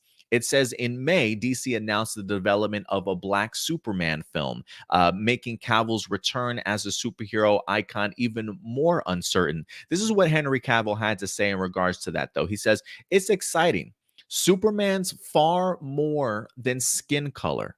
Superman is an ideal. Superman's an extraordinary thing that lives within our hearts. Why not have multiple Supermen going on? Joaquin Phoenix did a wonderful Joker movie. So what if it's not tied to the rest of the franchise? They have multiple Superman comic book storylines happening at the same time. It says, yet the lack of follow-up to Man of Steel does nettle the actor. It feels like unfinished business. The film ended with Superman breaking his moral code to kill the villainous General Zod, a highly controversial decision among fans that was setting up a follow-up storyline. This is what Henry Cavill had to say in regards to it. He says, there's still a lot of storytelling for me to do as Superman, and I would absolutely love the opportunity. The killing of Zod gave a reason for the character never to kill again. Superman falling to the ground and screaming afterwards. I don't think that was originally in the script, but I wanted to show the pain that he had. I did far more emotional takes that they didn't choose. Tears were certainly happening. He just killed the last remaining member of his species. That's a choice he made in that moment, and he'll never do that again. There's an opportunity for growth after that, to explore the psyche of Superman as a deep, seemingly invulnerable, godlike being, but with real feeling on the inside. As I always say, the cape is still in the closet. So Stuart, he talks a little bit about the idea of, look, it feels to me very much like he certainly wants to continue to play this role. The fact that he's even open to the idea of future and other Superman stories being told. I love the idea because, look, we do live in the world of multiverses now, right? DC is pushing all these multiverses. You would think that they would then embrace the concept of, hey, we can have one, two black superhero Superman movies all we want to, and still keep Henry Cavill around as the Man of Steel, or at least that's the mindset that Henry Cavill certainly has, right? We've seen different variations of the Joker over time. Batman's got more variations of himself than we can count on one hand. Why not be able to do certainly the same thing when it comes to Superman? So it seems like he's open to the idea of sharing the screen with other Supermen, along with him potentially coming back, because it looks as though, like, WB, if you're not paying attention, Henry Cavill just literally pitched you an idea for Man of Steel 2 in regards to his actions at the end of Man of Steel. And I feel like anybody that invested in that character, Stuart, should almost get that deserved sequel to the movie. It feels like he's screaming to Warner Brothers, guys, I'm here when you need me. I'm ready to go. And it would just baffle me, Stuart, if WB does not listen to this man. I mean, look, he's attached to so many franchises right now that he's building up. I think the idea of letting Henry Cavill go would be a massive mistake right now. Give this man the opportunity that he clearly wants, because if there is anybody that understands the Superman psyche, it's definitely this man that improvised that whole entire scream at the end of Man of Steel. It gives me chills every time I watch that particular scene. Also, I just love where this man's mindset is at. But you hear what he's talking about in regards to Black Superman, the idea and motivations for a Man of Steel 2. He's talking about he's still got the cape in his closet. He very much feels like he's still Superman. So do you think this is Henry Cavill pleading, please give me a sequel? Do you think Warner Brothers has a sequel in mind, and this is why Henry Cavill's being so open about it right now? What are your thoughts in regards to what he had to say in general? I think it's him just being like, guys, I'm still interested in Superman. I get that my scheduling is now different because now I'm doing The Witcher, but we can still work around it. And Warner Brothers is just continuing to me, the relationship between Henry Cavill and Warner Brothers, if I had to get like kind of a similar comparison, did you ever see the movie The Other Guys with Will Oh, Ferrell yeah. and Mark Yeah. Wahlberg? Yeah. You know how you had Will Ferrell in that movie, like talking about his wife like she's just the worst person ever, and then when you Yes. see her, she is You're like, 10 what? times out of his league, and Yeah. he still continues to talk crap about her. That's what I feel like is going on with Warner Brothers. They don't realize how like lucky they were to get a guy like Henry Cavill as Superman, and the entire time it feels like they're apologizing for Henry Cavill Superman, even though everyone who's watched, even people like me who don't like I wasn't the biggest fan of Dawn of Justice or Man of Steel. I still really think Henry Cavill was a great choice for Superman, though. Yeah, I agree. And I think they could have done so much more with him. So it's too bad that I feel like Warner Brothers doesn't see that potential that they really have with him. So that's kind of like the allegory I would use, is I would just compare it to Will Ferrell's relationship to his wife and the other guys. Yeah, no, I definitely agree with you. I think that's a great comparison, honestly. Yeah, it's just really just truly baffles me. Like, is it a point that WB just completely hates anything that Zack Snyder has created, to the point to where we're like, we don't care who's in these roles, guys. We don't care how much these fans love them. We're just trying to wash our hands and erase our hands of this as much as we possibly can. And it just feels like that reluctancy to just accept what came before is like almost making us miss out on greatness that we can certainly still explore with a lot of these characters. And look, again, I yeah, I know not everybody loved the Man of Steel. I know not everybody loved BVS or even the Justice League movie, but I do think it's hard for people to to just completely run off like Henry Cavill was the weakest link in that movie, guys. We need to get rid of this dude. Like, haven't heard anybody say that about Henry Cavill. So there is a part of me, Stuart, that does make me believe that Henry Cavill, two things here. I definitely do think that either clearly he wants to certainly come back as Superman. So this is either him pleading to WB, please give me the Man of Steel sequel sort of thing, or the idea that he knows something that we don't know and is now more comfortably talking about it and being a little bit more open about it, that maybe something is coming down headed our way rather soon. I'm maybe I'm being too optimistic and too hopeful in that regards. But I just got to think, after hearing this, I'm hoping that somebody at WB is just paying attention to what this man is talking about. I really do. I got to see me another Henry Cavill Superman movie. I really hope you're right. One thing, what was I going to say? Oh yeah, it slipped my mind. Wow, I feel really dumb. I'm sorry. I had like something. Oh yeah, one thing I was going to say about Henry Cavill, what he mentioned about Superman in the killing and everything. I look at Man of Steel and how I'm not like the biggest fan of the movie, but the one decision I'll like defend to the end was him killing Zod at the end. I actually think the way that scene was done, like yeah, it was a little silly, kind of the way it looked. Just you wonder why the family doesn't just move out of the way. But at the same time, what Zack Snyder was going for, wasn't showing that Superman would just go out of his way to kill Zod. It was more because in that moment, it was him or innocent people. And any superhero would make that decision too. I strongly believe you put Batman in that, situation, even though Batman's not supposed to kill, if he has to choose on the spot between a criminal and people who are going to die right then and there, if he doesn't make that decision, he's going to make that decision to cross the line. I think almost any superhero would, even, Captain America, who has the logic of we don't trade lives. It's like, I think even Captain America would do that. Yeah, no, I definitely agree with you, and I do think, and I guess for me, that's that's always been one of the pushbacks, since I've been such always a big defender when it comes to Man of Steel. For me, for me at least, it is a movie that I continue to go back, and it continues to improve for me every time that I watch it.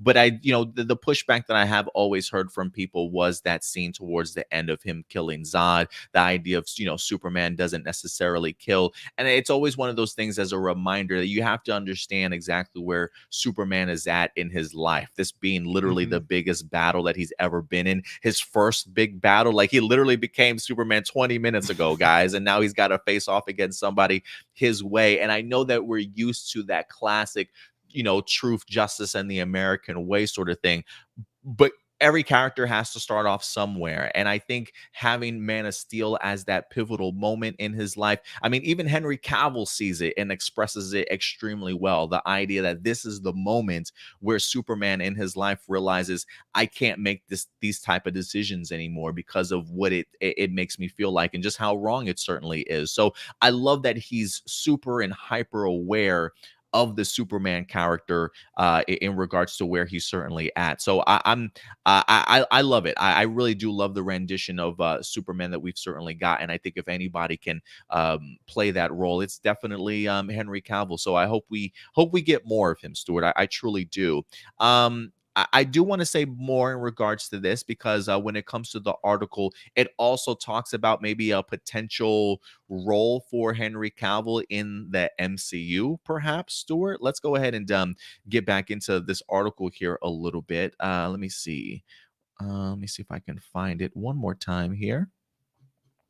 Let's scroll down. Just a little bit further, guys. We're almost there. One other funny comparison I got to make with Henry Cavill just as an actor, because he seems to be like this guy that a lot of people really admire. It almost feels like he's kind of the new Nathan Fillion or Bruce Campbell in a way, where it's like, because like not only are they both good actors, but they're both like just really cool people, and they seem to be really into the roles that they're in. So because of that, you get fans that want to cast them in almost anything out there. And I feel like that's become Henry Cavill now. Now people want Henry Cavill as like almost anything, you know?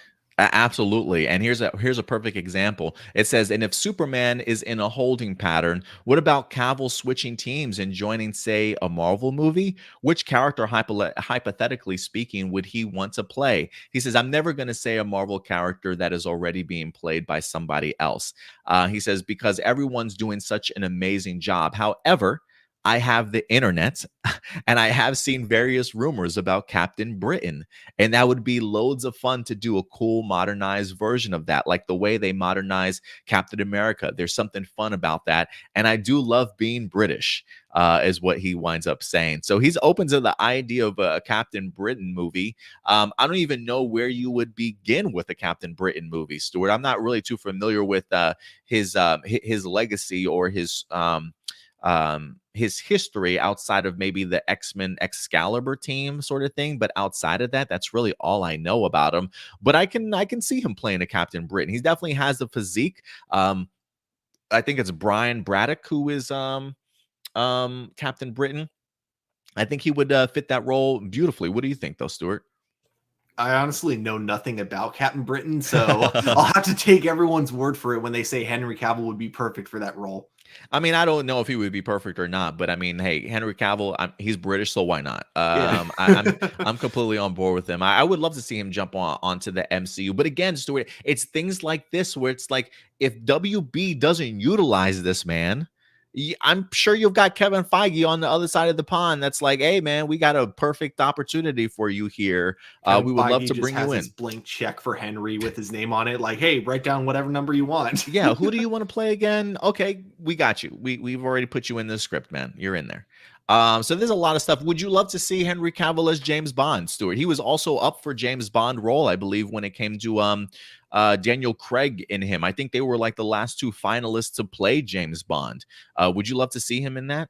Yes, I think he might actually be kind of depending on which kind of Bond they're going for. Like if they want to keep like somewhat of a more classic Bond, I think he might be one of the most perfect choices. But unless they do want to go the direction of completely rebooting James Bond from the ground up, then no. But if they want James Bond to still have those familiar things, then yeah, I think he is kind of like the perfect choice in that sense. Yeah, no, I would be interested. Like, I want to see what the size difference between Daniel Craig and Henry Cavill is right now. Like, is James Bond going to just be busting out of his suits and things like that? I'm sure, James Bond already gets all the ladies, but Henry Cavill as James Bond would be ridiculous. Oh yeah. Henry Cavill as James Bond is certainly nothing confirmed. But he definitely was up as a runner up last time. So it wouldn't surprise me if like they said, if Superman's in a holding pattern, that's just more opportunity for Henry Cavill to find and explore other franchises to certainly become a part of and become a massive star on. The article also talks a little bit about his time on The Witcher, that this past season, that he tore. I think he tore like a ligament in his leg or something like that from one of the action sequences, that it was a really, really serious injury that took him out of production for quite some time. But Henry Cavill's become like a legit action star at this point in time, man, and he's absolutely eating it up. I love what Henry Cavill has provided for us in his time on the big screen. I'm a really big fan, honestly. Yeah, definitely. Yeah, I think he's a great actor with a lot of range, and I think I what agree. makes him so good in a lot of his roles is that I feel like he only picks up roles that he knows he's going to have fun with.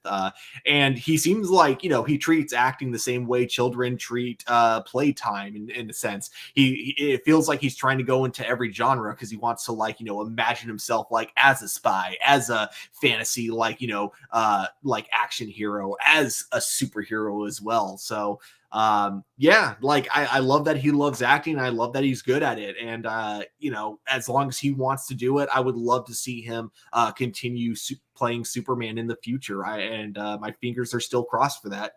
Yeah, my fingers are still crossed too. I think it's gonna happen. Like for me, Nathan even says, he says, I can't imagine DCEU didn't want him back. Something had to have happened. Maybe it was a money issue. I think also was probably a case of switching management. I mean, now WB's got Discovery. They just merged with Discovery, so now they sort of have a new head honcho in charge over at DC. That's really going to be kind of paving the way for the future. So maybe this new guy that kind of comes in is a bigger fan of Henry Cavill. Like maybe this is Henry Cavill's pitch to new management here, like as to why he certainly needs himself another movie. But it just felt like WB was really trying to wash their hands of anything Zack Snyder related. But it feels as though maybe his Snyder cut has kind of brought things back into the forefront for them, and now they find themselves in a really weird position. But I say bring him on, man. If fans want him back and he wants to clearly come back, I wouldn't want this guy out of my sight, honestly. I would Mhm. lock him down like Marvel and Fox did with Hugh Jackman, if you ask me. Lock Oh this yeah, man down for like definitely. 5 more movies, guys. So we'll see what happens, but we want to know your guys' thoughts. Would you like to see Henry Cavill return as Superman? Hell, would you like to see him as the future James Bond, or maybe even join the MCU as Captain Britain? Do you see the potential in any of that, guys? Definitely go ahead and let us know your guys' thoughts in the live chat or the comment section box below, guys. And with that, Stuart, we will move on to our next topic. We've got 2 more topics left for you guys that we're going to be breaking down. The next topic, though, we will go into the world of animation being adapted into live action in the world of Netflix, ladies and gentlemen. Now, this is an animated series in One Piece that I personally have not had the opportunity to ever check out. I've heard a lot of great things, a lot of glowing things about this particular franchise in general when it comes to the anime. One that certainly has been around for years, to certainly say the least. I believe over 1,000 episodes. I could be wrong, Stuart. I'm not familiar. I'm not exactly sure how familiar you guys are with One Piece. Indy is actually here today in the live chat. So what's up, Indy? Perfect timing for you to certainly join us, Mr. Anime Guru yourself. If you guys aren't checking out Indy and Forsaken Powers weekly show here on our YouTube channel, Anime Assembled, they do drop every Saturday morning for you guys at 10 a.m. or around 10:30 Central Time. But yes, One Piece certainly has over 1,000 episodes according to Indy here, and it's been a series that people have certainly asked me to definitely watch.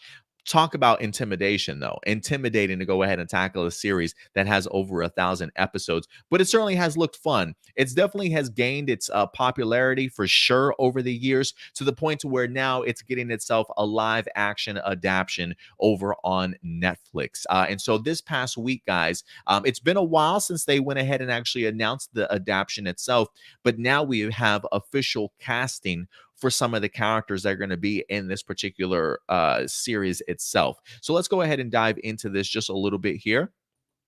Let me see if I can go ahead and pull this up here, Stuart. Again, I'm not too familiar. Are you familiar with One Piece, Stuart? Have you checked it out at all?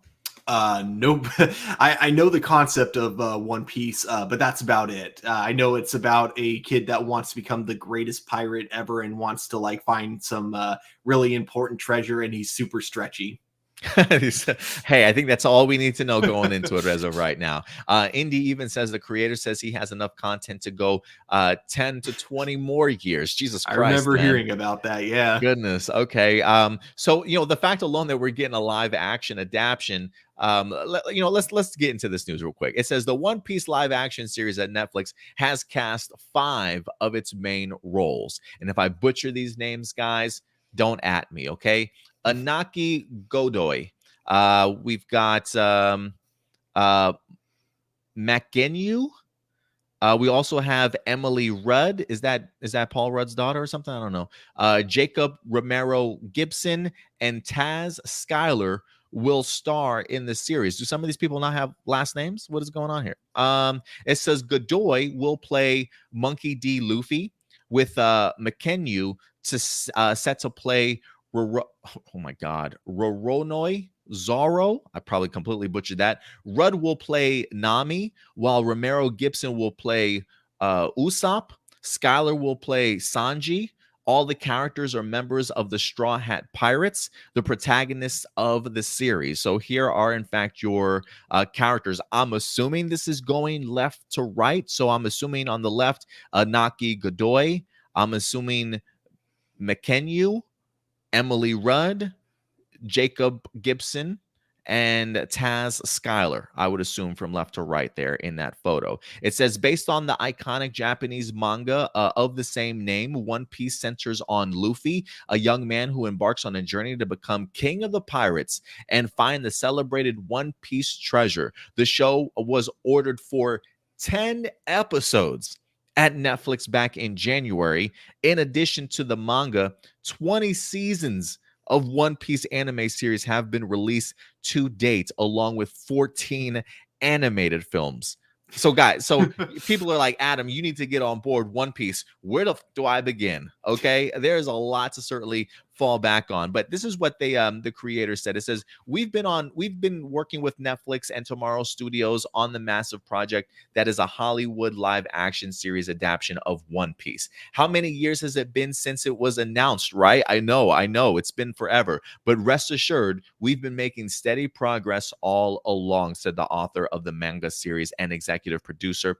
It's not easy when you're working with people from different cultures, but it's precisely that process that can yield something special. For now, we're able to announce the main cast. Rather, we need to hurry and announce it, or else it'll be leaked, apparently.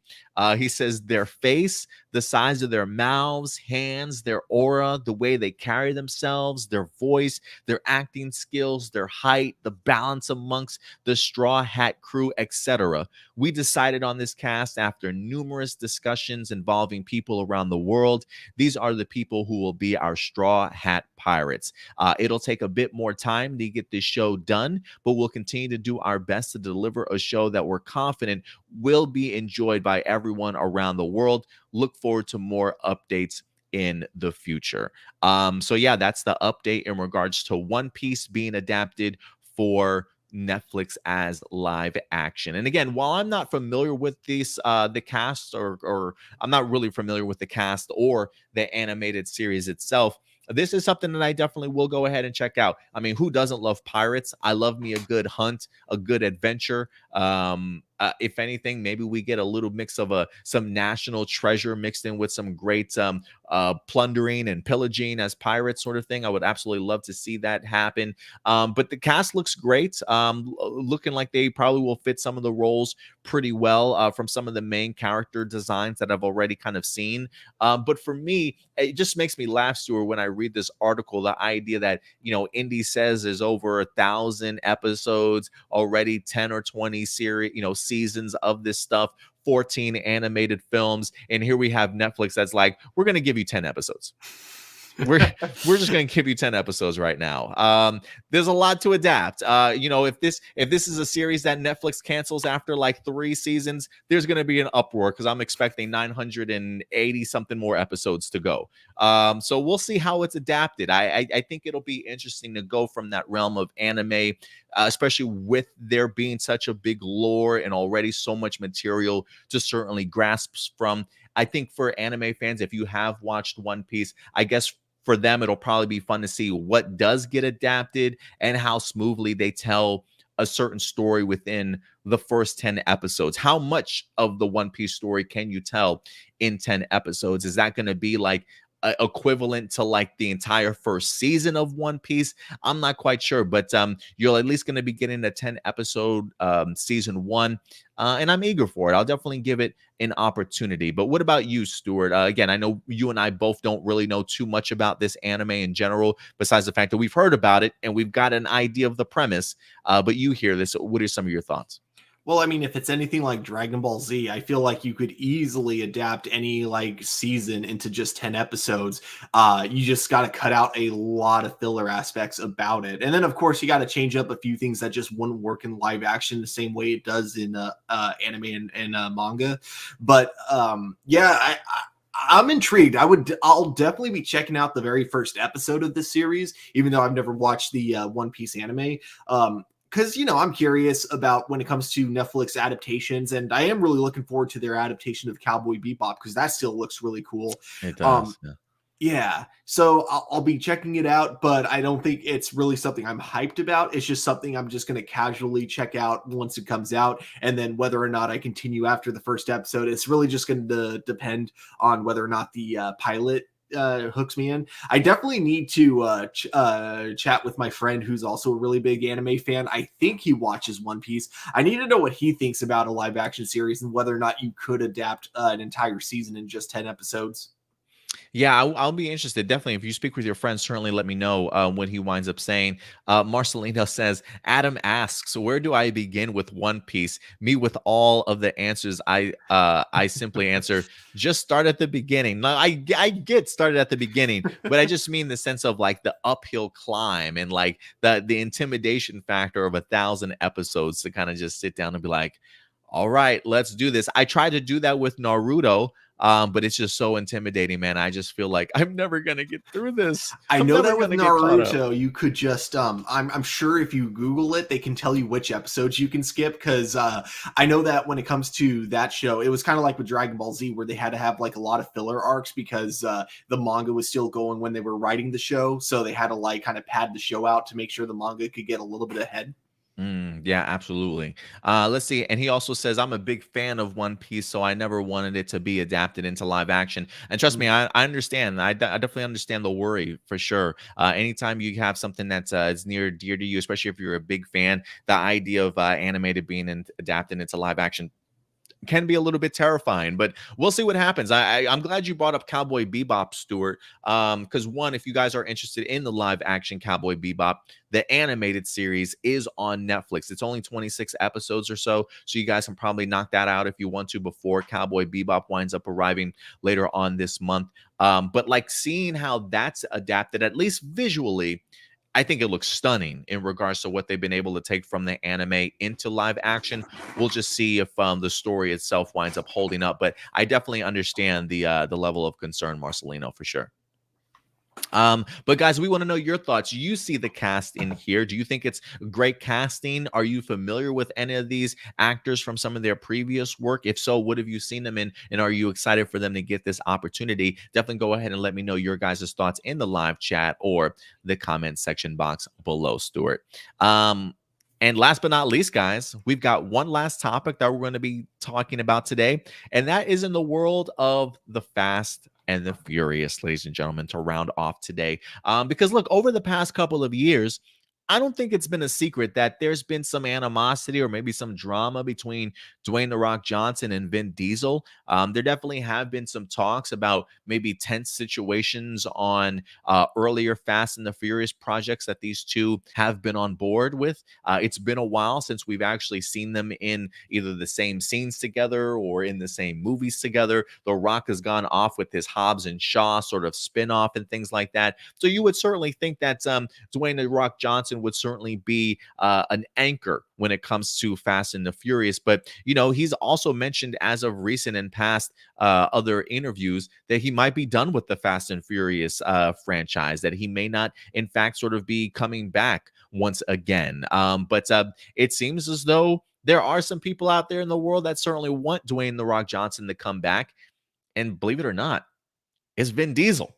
as Vin Diesel. I believe, Stuart, that they talked about the idea that they might have squashed some of their beef that they might have had as of recently. So maybe this means they're open up lines of communication a little bit more, or maybe the feud that we've had has just been blown out of proportions, and maybe they're really like secretly friends behind the scenes for all we know. I have no idea. But let's go ahead and dive into this article here, because it looks as though if this is going to be the last hurrah for Fast and the Furious, Vin Diesel wants The Rock to certainly be a part of it, and I'm not going to argue with him. It says Vin Diesel asks Dwayne The Rock Johnson to appear in Fast 10. You must show up, is what he said. It says it's no secret that Vin Diesel and Dwayne The Rock Johnson have had their differences and didn't get along, which led to The Rock publicly saying he won't return to the Fast and the Furious franchise. However, now Diesel is making a public appeal to Johnson in an attempt to get Hobbs back for the penultimate entry in the action blockbuster series Fast 10. This is what he said on his Instagram. My little brother Dwayne, the time has come. First and foremost, calling this man your little brother when I'm sure he's like twice your size now. It says, my little brother Dwayne, the time has come, wrote Diesel on his Instagram. The world awaits the finale of Fast 10. As you know, my children refer to you as Uncle Dwayne in my house. There's not a holiday that goes by that they and you don't send well wishes, but the time has come. Legacy awaits. I told you years ago that I was going to fulfill my promise to Pablo. I swear that we would reach and manifest the best Fast in the finale that is 10. I say this out of love, but you must show up. Do not leave the franchise idle. You have a very important role to play. Hobbs can be played by no other. I hope you rise to the occasion and fulfill your destiny. And of course, last but not least, family. Although he doesn't put that in there, but I'll throw that in there for Vin Diesel. But yeah, so look, apparently they haven't gotten along. They've been some squabbling back and forth. But according to Vin Diesel in here, even his own children refer to Dwayne Johnson as uncle. They clearly reach out to each other on the holidays. So I don't know what's going on here. Is this like a work? Are they working us right now like a WWE performance? Like a, like are they? Is this That's really, honestly what it might be? like, are they really working us at this point to where they make up and they become a tag team again, and he comes back for the grand entrance in Fast 10? Stuart, listen, I love what Vin Diesel had to say. This definitely feels like it's coming from the heart. It's not very, it's very difficult for some people to swallow pride, for Vin Diesel to be the one to really carry Fast and the Furious franchise, but then have an up and coming star like Dwayne The Rock Johnson just come in, have a huge impact, get his own spin-off movie.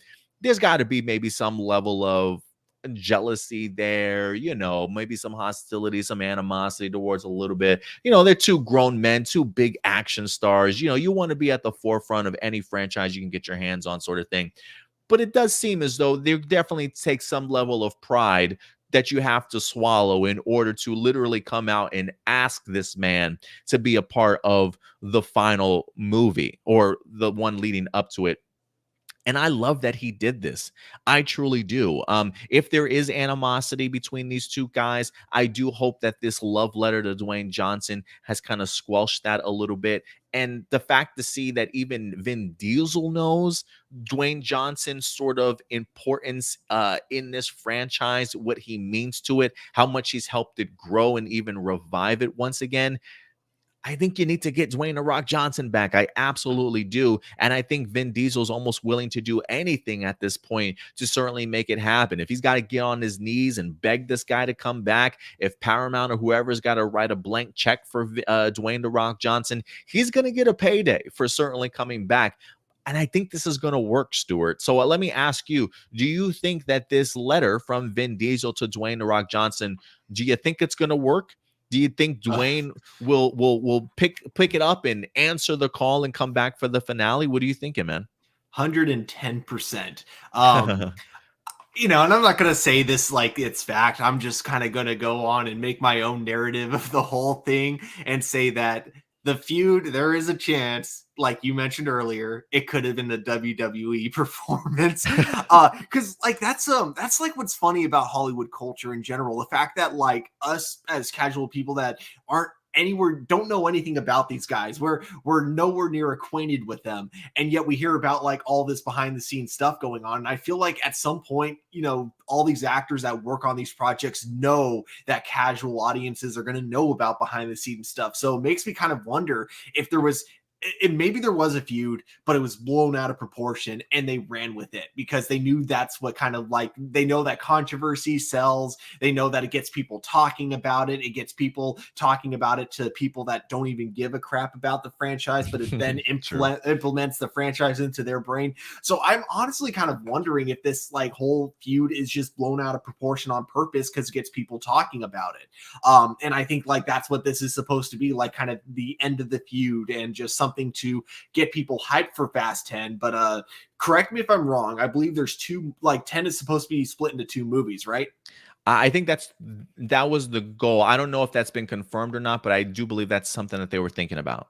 Okay, because if they do decide to split it into 2 movies, one cool way, and I'm going to say this, if it's directed this way, I'm just going to say that my theory about the feud being blown out of proportion is accurate. Because if they do it in 2 parts, it would be kind of funny if Hobbs doesn't show up until the very end of the first part. Oh. And if it happens that way, I'm going to say that my theory about the feud being blown out of proportion is correct, and they went WWE with it. Makes that grand entrance just at the right time, right? Yeah. But I hope so, because like one thing I really like is I thought the movie Hobbs and Shaw was so funny and just an enjoyable like expansion of that Fast and Furious franchise. But I really want to see them kind of come back together. I would love to see like some of the things that they set up in Hobbs and Shaw end up like playing out in the Fast and Furious franchise, or same vice versa, because we saw a little bit of a crossover at the very end of the last movie with Shaw like kind of showing, or with Han showing up at Shaw's doorstep. So there is a lot of potential there. So I really think, and I think that if they're going about it as 2 separate franchises, you're going to miss out on what the full potential of that could have been. So I really hope, if the feud is real, that they moved on and they both grew a pair and were like, hey, I'm sorry for being a dick, same here, and they both shook hands. I'm hoping that's how it played out if the feud was real. But if the feud isn't real, and blown out of proportion at the very least, then I gotta say, this is like one of the coolest kind of ways to market a movie, I think, honestly. Yeah, no, I definitely agree for sure. I mean, like I said, if the feud is real, kudos to Vin Diesel for being man enough to at least ask Dwayne "The Rock" Johnson to be a part of it. Like I said, no, at least knowing his importance and the impact that having him in the last 2 movies will really do for the franchise. Maybe it's a selfish reason that Vin Diesel wants him back. Who knows? Again, that's if the feud that they have is certainly real. The ability to be able to ask him to come back, I think takes a lot of guts for somebody to certainly have to do. But if this is something that they're certainly playing up, I really have been enjoying it. But I think it's just a great opportunity. Like it's just one of those things where I know there's a lot of testosterone in the room with these 2 men, sort of thing. But Dwayne, I mean, the payday that would come from this, the enthusiasm level that people would have for the finishing off and the rounding off of a Fast and the Furious franchise. This is like this would be the perfect scenario that you could possibly ask for. So to be so against somebody, to like turn your eye or turn your head away from that when they're literally asking you out in public, to come back, I think it would be a really wrong move, unless Dwayne is just really harboring a lot of something there. But if you ask me, I think this is going to happen. I think this is going to happen. I think it should happen, at least, if not for their own egos, at least for the franchise, to go ahead and go out on big terms. But we'll see, guys. Do you guys think this is a big WWE angle that they've been playing up for the past couple of years? Do you think that this is a legit beef that they've had, and Vin Diesel's really going out of his way to ask Dwayne to certainly return? Hell, do you want Dwayne "The Rock" Johnson to return to this franchise? Go ahead and let us know your guys' thoughts in the live chat or the comment section box below. Nathan does say, he says, it was real. It's had some time to certainly cool off a little. Egos certainly are at play. For Vin wanting Dwayne back is about the money. Believe that. Oh, I'm sure there definitely is a money scheme. That's why I said I'm pretty sure there's probably some level of Vin Diesel benefiting from him certainly returning. But you're right. I think that's what you said, Stuart. Like, it could have been pretty serious to begin with, but maybe over time it's kind of cooled off and they're just kind of maybe continuing to play up that angle a little bit. Who certainly knows? But I hope Dwayne comes back. I really do. I really do too. And I think even if nothing was blown out of proportion, like let's say the feud was like 110% real and they're only just now starting to cool off from it, I do think like a letter like this would be enough for, a big star like Dwayne Johnson, especially when he knows that, a lot of his fans follow Vin Diesel on social media. I think it would be like kind of the perfect amount of pressure for him to kind of realize, you know what, I do think he is sorry, or at the very least, yeah, I this is a lot of money. It's a win-win for both of us if I just show back up. So let's do it. Why not? Yeah, man. God, sometimes you gotta make business decisions over personal decisions, man. Exactly. So we'll see. We'll see. But yeah, guys, definitely go ahead and let us know your thoughts in the live chat or the comment section box below. And with that, guys, that actually does wrap up all of our topics here today. So thank you very much for certainly joining us.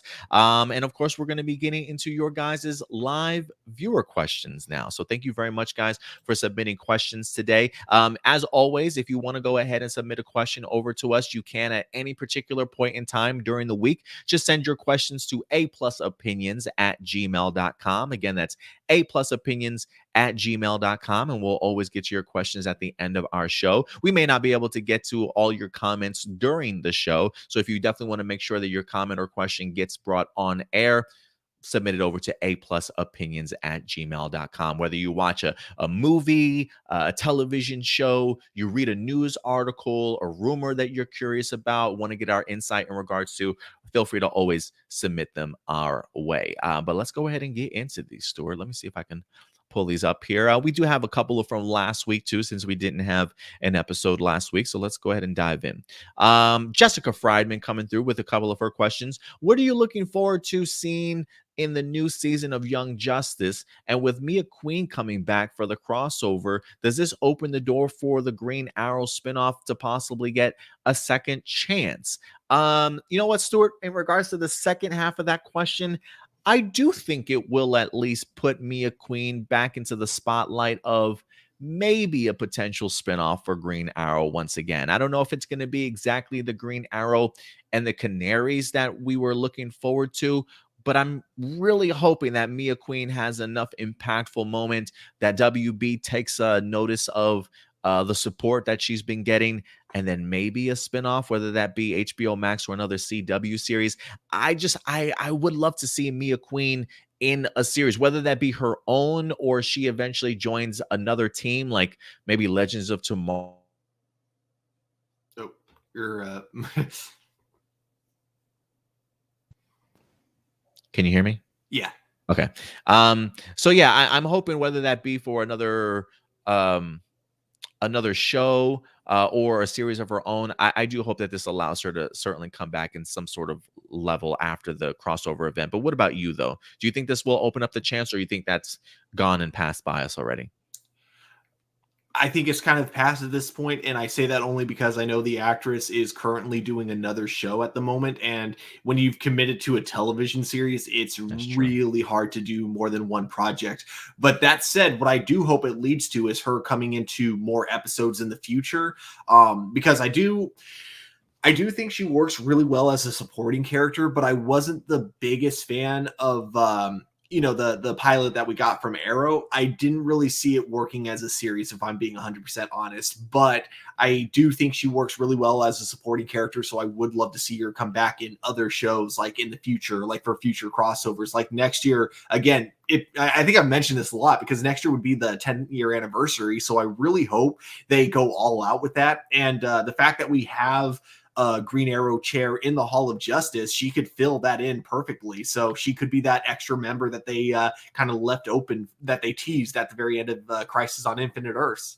I'm actually glad that you brought that up, because I was just about to say, like, it would be cool if they actually added her to their Justice League table at some point in time, just to be a representation of, Oliver Queen, and now her being a new Green Arrow. I think that would be pretty cool, especially if we're going to be having future crossover events and stuff. to be able to have her come back and give us a little bit of a Justice League crossover movie or a little limited series, I think would be pretty cool. So I'm kind of hoping that she this does allow her to reprise her role from time to time.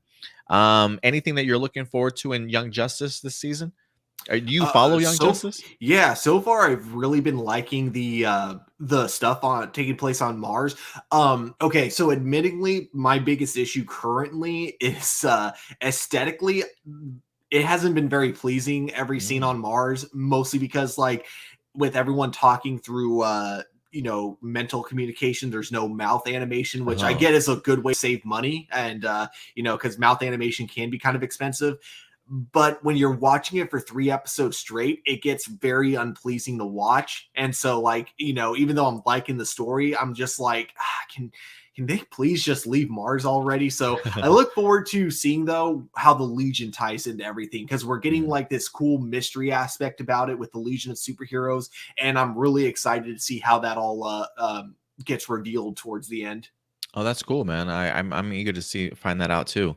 Jessica Fryman also asks, would you like to see Superman guest star on The Flash or Batwoman one day? And would you like to see Cyborg get his own movie one day? Um, I would kind of not that I wouldn't like him to be on either Batwoman or the Flash, but I would kind of like it in reverse if we got Batwoman or the Flash on Superman, just Mm. because I just love the way it's filmed, and I would love to see the Flash or Bat or any of the Arrow characters in that type of lens. You know what I mean? Yeah, no, I definitely agree with you. If I were to have a crossover event, yeah, bring those characters over to Superman and Lois. I feel like Superman and Lois is continuing to um its cameo list that I've put together continues to grow. Because I would Hmm. love to even see like Cara Danvers as Supergirl pop up there one day, if at all possible. After seeing the Naomi trailer, I started thinking to myself, it would be really cool to see Naomi at some point in time pop up on the show. Especially, I don't know if we would get that crossover per se in season one or not, but I know in the comic books, Superman does kind of become a mentor to Naomi, just based off of her power set, the type of villains that she certainly has to fight. So I think if there is any, she does encounter Superman at some particular point in time. So for me, I am hoping that that's something that they establish, especially with them having Superman coming on first when it comes to Hmm. CW schedule, and then leading into sort of Naomi. You're kind of built in to kind of have that crossover if you certainly wanted to. So I do think I think it would work out. So Naomi is somebody that I would like to see cameo in Superman and Lois, or the other way around. I'm okay with it. But if I am gonna have the Flash or Batwoman crossover with Superman one day, I would agree with you, Stuart. I would have them on their show. Yeah, I gotta say, that was probably one of the smartest moves on the CW, deciding to put Naomi like right after Superman and Totally Lois. agree. That was that's something that I think is gonna definitely get a lot of people interested in the show. For starting it out, and then of course, continued viewership is going to depend on how good the show is. Which I think with again Ava DuVernay behind the show, I think it's going to be pretty cool. I wasn't too much of a fan of the Naomi little teaser that we got at DC Fandom. It definitely had me asking a lot of questions and a little bit confused as to what I'm watching or who this character is. So I do think their tease could have been a little bit better. But in that Mhm. tease, we did see Superman fly across the sky. So the idea again, Superman and Lois, and then Naomi airing right after that. You get Superman there, a Superman tease in the show right afterwards. Great connective tissue, I think, that they're certainly building up so far. Um, Definitely. and would you like to see a cyborg get his own movie one day? I don't think it's happening, at least based off of what happened with Ray Fisher and the Justice League stuff. WB very much feeling like they're kind of shunning him out of the company or whatever the case may be. So I don't see it happening one day, but I don't feel like I need a cyborg movie. They were gonna do one, if I'm not mistaken, Stuart. I think they came up with like a title sequence and everything at one point in time. But like WB, they announced stuff and then scrap stuff. Yeah. So I'm not expecting a cyborg movie anytime soon. How about you though? I don't expect it anytime soon, but yeah, I would have loved to have seen it kind of. It The only thing that would have been challenging about it is that you wouldn't have really been able to do an origin story because Justice League kind of I covered did that for almost you. that entire like arc for him. So you would have had to go. You would have had to go like after like post Justice League type of story when it came to Cyborg, which I still think you could pull off. But yeah, I think a Cyborg movie would have worked really well with either Ray Fisher or with I really completely forgot his name, but the guy who plays him on Doom Patrol. I think either Oh one of yeah. them are really talented actors, and they could definitely hold their own in their own movie. Yeah, I definitely agree with you there. I really do enjoy them as actors. Let's see here. We got AJ's got a couple questions for us. Let's see. How excited are you for the 2 hour series finale? Oh, this was the previous week. Yeah, how excited are you for the 2 hour season finale of Supergirl? It aired this week, and I still have not had a chance to watch it. Who do you think dies at the end? I think we talked a little bit about. I think that's going to be William, just based off of the episode that they shot before. And do you think Lex will play a role where he could possibly pop over to Superman and Lois? How are you liking the final season as of late? So I've enjoyed the final season personally. I know AJ's not the biggest fan of Nixley, the magical imp, as the series finale villain. But I've actually really enjoyed what they've done with this season. From the first half of the Phantom Zone and the Phantoms in National City, seeing the Super Friends really establish themselves as their own individual heroes, along with them really working well sort of as a team. I've really enjoyed it, especially getting to see Kelly become Guardian this year also. And I think it's been a pretty formidable fight for Supergirl and the Super Friends in regards to Nixley, along with the new addition of Lex Luthor certainly teaming up with her. So pretty formidable foes, if you ask me. So I've really enjoyed it in regards to what it's done for the character, a lot of the character growth in here. And it's just worked for me personally. I have not watched the season finale as of yet. I don't know if you have, Stuart, or if you're even following Supergirl this year. Have you checked it out this season? And if so, what are your thoughts in the season in general? Uh, it's sad because I think I like the first half of the season way more than More in the second second half? half. I can understand that. Yeah. This second half, I think my biggest issue with it is that it just doesn't feel like a final season. Mm. It feels like a season 1 or 2 type of thing. If anything else, just kind of the way the episodes are structured incredibly episodically, Mm. compared to previous seasons. And then the stakes just feel, they keep saying that they're bigger than ever before, but they never feel that big. And I think they really messed up a lot of things that they were building up. Or I won't say how, obviously, because I don't want to spoil anything. But there were a lot of things they really seemed to have messed up with when it came to the arcs for Nixley at the very end of the season. Just the way Oh, they okay. ended her story, I thought was just terrible, Oh, like no. really Okay. badly written, honestly. Okay. That said, things that I do like about the season, I do love a lot of the character arcs. I'm really loving, I love that, like, now we got Alex and Kelly having a happy ending with the kid. I like that.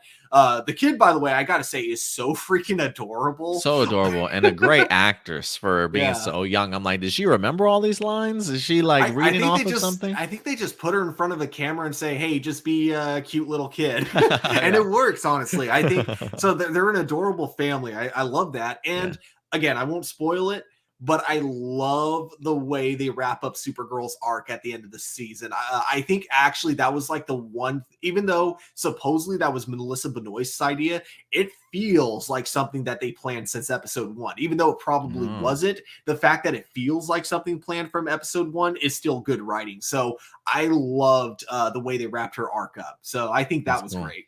That's cool, man. I can't wait to watch it. I still have to review it. Maybe I'll wind up reviewing it this week, a whole entire week late. But I will get to it because I've been really looking forward to it. It's just been a hell of a crazy week for me. But yeah, really looking forward to it. Do you think it's odd that no one from Supergirl has popped up or referenced throughout Superman and Lois?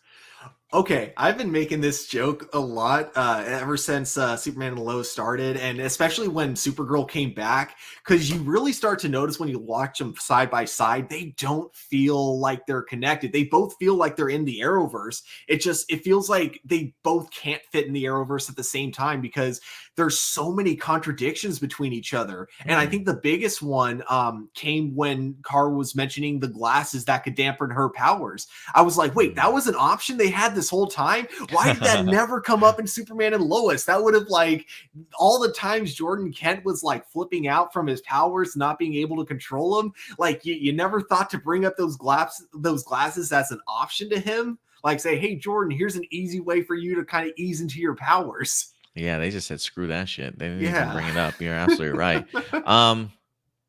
Let's see here. What other questions do we got? So yeah, for me, outside of that, I didn't find it too odd. I mean, for me, it felt very much like they really want to establish Superman and Lois as its own series at first. Maybe season 2 will probably get maybe some other references and things like that. But we'll see. We'll see. Yeah. He says, while I have not seen Heels, what did you think of the new series starring Stephen Amell, and how did it feel seeing him on the show that's no longer Arrow? And what was it like seeing him in person at this year's Fan Dallas Expo? I have not watched Heels. I know Indy has done reviews for Heels. If you guys have watched the show on Stars by the name of Heels with starring Stephen Amell, we do have reviews for it up on our channel here, as Indy did do reviews for it. So if you're a big Stephen Amell fan or even a big wrestling fan, I would recommend it. Have you checked it out at all, Stuart, though? I really need to. Actually, since one of my roommates is into wrestling, I'm going to see if I can get her to watch the show with me. I was able to get her to watch Superman and Lois, even though she's not like a comic book fan. So maybe it could be with same thing could be with Heels. So I'll definitely be checking it out some point in the future. Yeah, if she's a wrestling fan, she might appreciate it.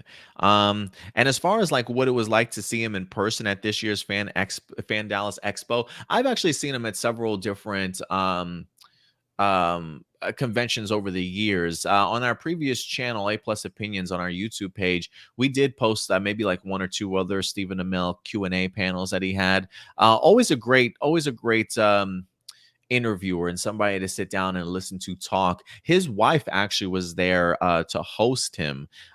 She was actually like the moderator of the panel, which I thought was pretty cool. So you literally got a chance to see Stephen Amell with his wife and just like what their chemistry's like, like how well they get along and stuff, and how well they know each other. So that was pretty fun to certainly see. But Stephen Amell's probably just as cool a laid back guy as you'll meet. Funny, pretty chill, honest.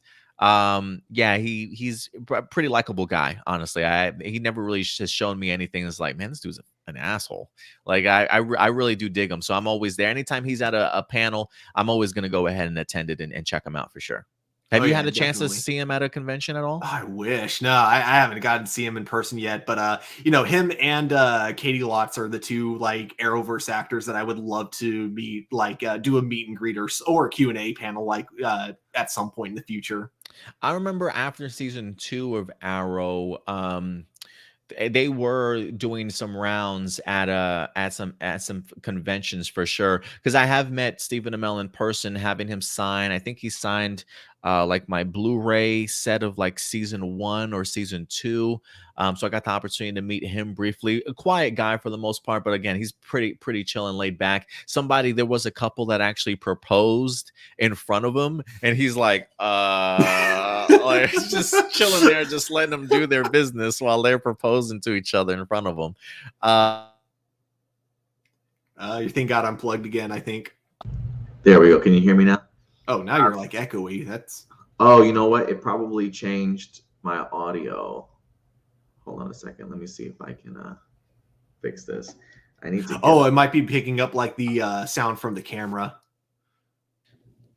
Yeah, I gotta. Oh, now it's back to the mic. Okay, now it's back to the mic.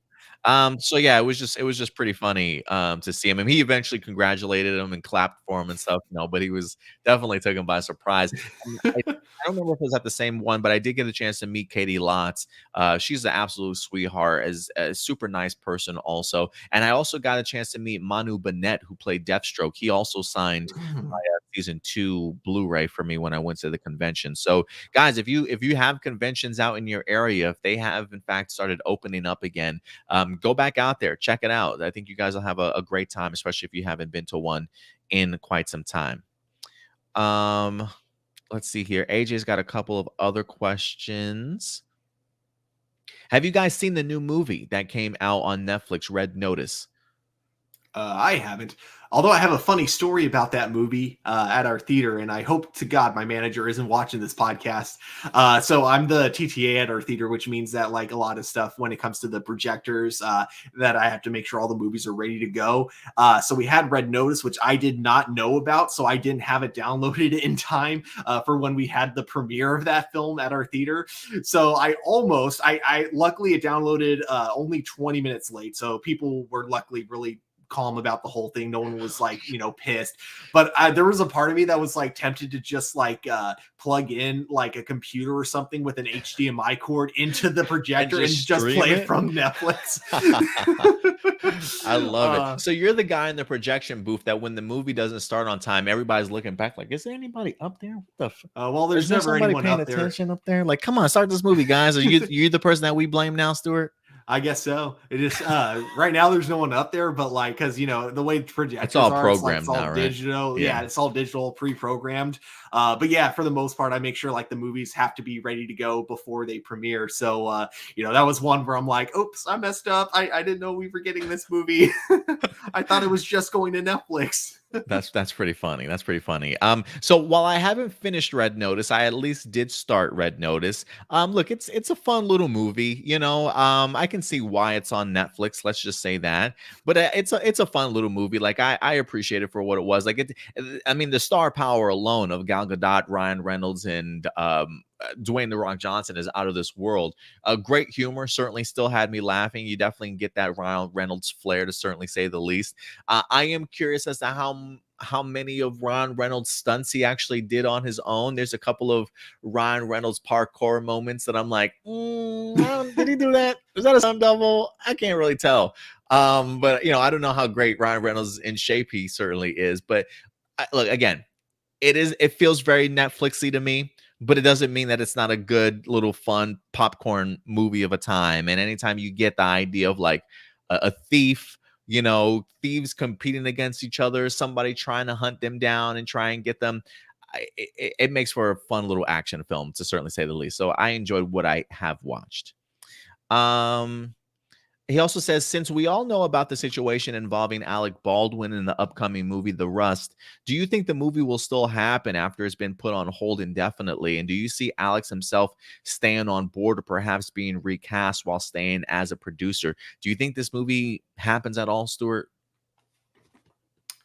I think so, because this isn't the first time an incident like this has happened, because there was That's a true. similar incident with The Crow, but it will mean production delays. And it also means like a lot of the cast and crew are probably going to need some time off, for therapy and kind of stuff like that. Because, when you're there and you see an incident like that, that's not something you get over. So I'm hoping the studio will do the right thing and pay for that for the actors. Don't make them pay for their own therapy that, happened because of your negligence. Make sure they're getting, the treatment if they need it. So I do think the movie will be released, but it's going to be a long post-production. Okay, we'll see. So we'll see what happens with the development of that for sure. Let's see here. A couple other questions. Marcelino Vasquez, he says, this is Power Ranger related, but it makes more sense to do it here.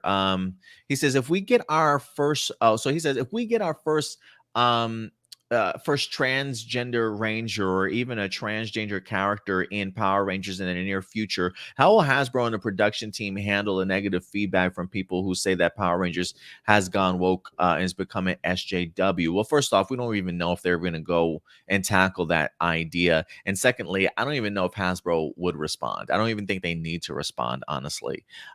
He says, and I don't just mean negative people online. I'm sure I'm more so talking about political commentary who are famous throughout the country.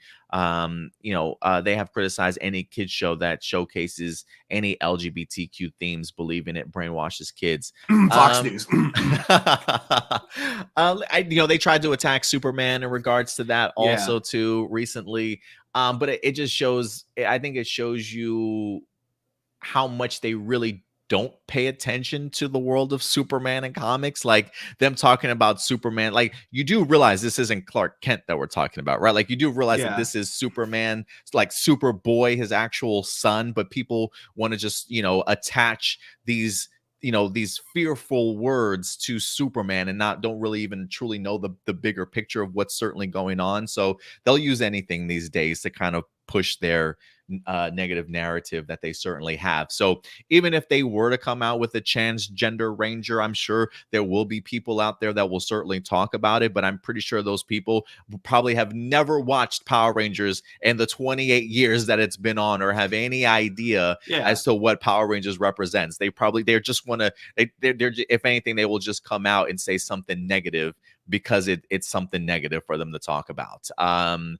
So no, I don't think Hasbro will even respond. And if Hasbro does, it's probably a statement that will say, we firmly stand behind the LGBT community. Power Rangers has always been inclusive. Doesn't matter what color you are, what religion, what sexuality you are. Get over it, people. Power, just leave it alone. Just leave it alone.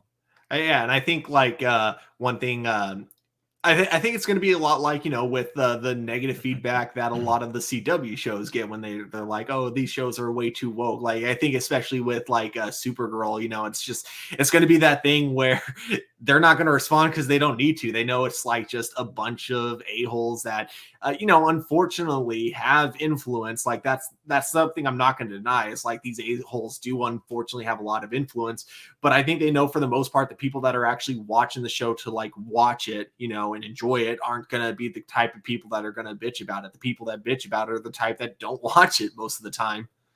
Yeah, not everything is an agenda, unfortunately, and people sometimes want to let you believe that it certainly is. People tend to make things very much more political when at the end of the day, it's just humans. It's just representing humanity and what we see every time that we walk outside the door. It just represents reality, even though a lot of these people want to live in their own make-believe world, unfortunately. So don't feel threatened by the negative words that people want to attach to stuff. Half the people that have negativity when it comes to transgender or LGBT and saying all these shows are just woke sort of thing, they probably don't even watch the show, guys. They probably don't even watch the show. It's just more ammo for them to say dumbass shit out there in the world, unfortunately, and push negativity. So Hasbro wouldn't respond, and if they did, it would just be, I'm sure it's a support letter anyway. So there was a quote from Double Toasted that I freaking love when they were it was referring to the Superman thing when it came to him being now bisexual with Superman's son, and they were just kind of like saying, if you writers are going to write what they can relate to and what they think will their audience will be able to relate to, and as long as it's good, there's nothing wrong with it. And if you don't like it, well, fuck you, because you're just simply not going to like anything that isn't related to you specifically.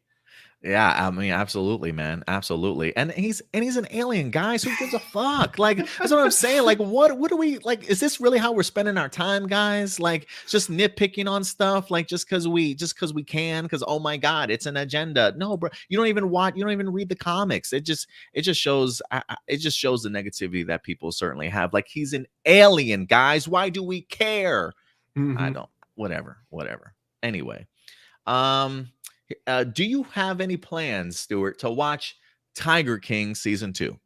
Nah, I'm burnt out on that show. I thought the first season was interesting, but it definitely definitely had a very specific narrative it wanted to tell and left a lot of important things out, especially with the missing husband and how they really wanted to make it look like the wife did it, even though there is a lot to suggest he died from like his own stupidity because he was in debt to the mob. And that's something they left out in the documentary itself. That's actually a huge key detail. Oh, her husband? Yeah. Okay. So there was a lot of things that they left out about it that it just kind of makes me not want to really watch any more of it, because it's like all we're doing is watching like people trying to tell the narrative, and it works because for a while I'm like, maybe she actually did, and then it wasn't until like you actually do like research of your own when you're like, oh, they left a lot out. A lot of stuff out. Yeah, Huh? I don't Okay. want to continue watching a show that does that. Yeah, no, I totally know what you mean. I haven't seen season 2. I did watch season 1 and absolutely loved it. I didn't know what I was watching. I was like, really, this is television these days? Okay. But I enjoyed what I certainly watched. But outside of Tiger King season 1, I haven't really paid attention to any of their stories or their lives. So I have no idea what's going on. But I'll probably will pass it. I'll probably will pass it up. There's other things out there I certainly want to watch. Sometimes when I post a comment on your videos, it gets deleted within minutes. Only certain comments I try to post get deleted. I try to repost my comments again, but every time I do, it just gets deleted. None of the comments I post are anything offensive. So do you plan on fixing this, or do you have any advice to help me? I don't know what happens, honestly, Marcelino. There are times I will get notifications that I'll go ahead and pull it up and see that you did write a comment. But then when I click on the comment itself and it takes me to the comment section, it's not there anymore. Do you know what that's about, Stuart? Do you know how that works? I don't know. Maybe his account got hacked, and the person who hacked it doesn't want him leaving comments. I have absolutely no idea. I'm not seeing anything offensive in his questions at Mhm. all, or his comments that he's leaving. But I have picked up on that, Marcelino. So I do apologize about that. I don't know what's going on with it. Maybe I can try and reach out to YouTube and YouTube's ask trying to them. sabotage our channel. They know that comments is what causes viewerships to grow, and they don't want our channel to grow, man. YouTube's keeping us down. You're keeping the man down, I tell you, man. But yeah, so I don't know what that's about, Marcelino. But trust me when I say I have noticed it, and it's not just you. Trust me, I feel like even on like my Ultraman triggers stuff, I will get notifications that hey, we've got a brand new comment for you. I'll go ahead and click on the comment to read it in full, and when I click on it and it sends me to the page, it's not even there. But I will see other people's comments too. So yeah, it's definitely not just you, Marcelino. I have noticed that. I don't know what it is that they're picking up on. Indy says it's the YouTube algorithm, but I don't know how that plays into it, especially if you're not saying anything offensive in it. Mhm. So we'll see, Marcelino. I apologize, man. I promise it's not me, though. It's definitely YouTube. I'm annoyed that YouTube is deleting real people's comments automatically, but like those annoying bots that we get every once in a while, like asking, "Hey, you want to hook up with us?" That are Oh, that are yeah. clearly like fake links. Yeah. It's weird that they don't catch up. They don't They catch don't those catch those. automatically. We Right. have to delete Like those I have to, ourselves. yeah, I got to Yeah. report those damn ones, right? But the ones that I actually want to read, you don't let me read. So, yeah, a little frustrating in regards to that. Let's see here. Next up, we got Adrian Perez. Hey Adam, he says, "Hey guys, it's Adrian. One, with Vin Diesel really asking The Rock to come back to the Fast and the Furious franchise, what do you want to see or do better for the final installment? Do you think Paul Walker's character, Brian O'Connor, to return? In the No. post credit of Fast 9, Brian's car is seen pulling up to the new Toretto house. We know in Fast 7, the rest of Paul Walker's character was recreated by CGI and his brother as stand-in. Vin did say Paul will be in the 10th film. Do you think Wait, it'll really? happen? I don't, yeah, Oh. I don't recall that, but at least I didn't read anything. Not to say he didn't say it. Maybe I'll have to do some research. But is there anything that you would like to see them do better? Do you think Paul Walker's character returns? I mean, if he does, I really don't want him to play a big part or anything. I think they Mhm. wrote him out of the franchise really well, very respectfully, to my opinion, personally. But that said, I wouldn't mind if his legacy continues. So if we get like a brother that we didn't know about, something like that, if they want to bring in Paul Walker's real life brother into the franchise, that I wouldn't mind. I don't want them to just CG Paul Walker into the movie because they can. That to me seems incredible. Not I don't know if disrespectful is the right word, but I don't know. It just seems pointless more than anything else. I get you. And I agree. I think if they were to bring him back, brief cameo, maybe towards the end, just to show families together, Yeah, yeah, something like something that. along those lines. I'm talking like maybe an Anakin Skywalker cameo at the end of Return of the Jedi, popping up as a Force ghost. One or two quick scenes, and then we're out. You know what I mean? But Yeah. as far as like a main role with his face CGI'd for like 2 hours or an hour and a half, nah, I'm good there. I'm good there. But if it's a small cameo, I would be all right with it, especially if they bring his brother to reprise it and do the movement or whatever the case may be. But that's about the level of it. Anything that you would like to see them improve upon, though, for the franchise for the finale? I Um, haven't watched like the I last three mean, installments of this franchise, so I don't really know what they can really do to improve anything. I would can we just go to the core of the Earth? Is that yeah, an that's option? other than going even deeper into space, going to the core of the earth. As a joke, I thought it would have been funny as heck if the last movie, when they go into space at the very end, if like suddenly the whole tone of the movie shifted, just like in James Bond. Which James Bond was that? The one that it wasn't Moonraker, I don't think, but the one that took place like the last act was just like a weird Star Wars space battle that just kind of Oh, happens out of nowhere. It okay. goes from being like a typical spy thriller to James Bond gets sucked into space, and then Oh, suddenly the entire agency's like, we got to go rescue him. So suddenly you have the U.S. military with laser guns flying into space, and it's just like, where did this come from? This exists in James Bond. This was never established, so I was kind of hoping they would do that with Fast and Furious. So not you know far what? off. That's what I hope they do in the 10th movie. Introduce Get stuff that more had never absurd. been brought Yeah. up before, and Yeah, it just suddenly exists. let's get more absurd. Yeah. What did you guys enjoy about the old school X-Men animated series? And did you also watch the Spider-Man ones? Do you think the past Spidey films did take some elements from the animated series and comic books from for live action? Well, for me, I will say this: growing up in the 90s, well, I was an 80s and 90s kid, but growing up in the 90s, we had the best childhoods. I swear, if you woke up on Saturday mornings and got the opportunity to watch some amazing cartoons back in the day. For me, it's been such a long time since I reprised it, but I always felt like they were a little bit ahead of their time in regards to storytelling, as far as like boundary pushing a little bit.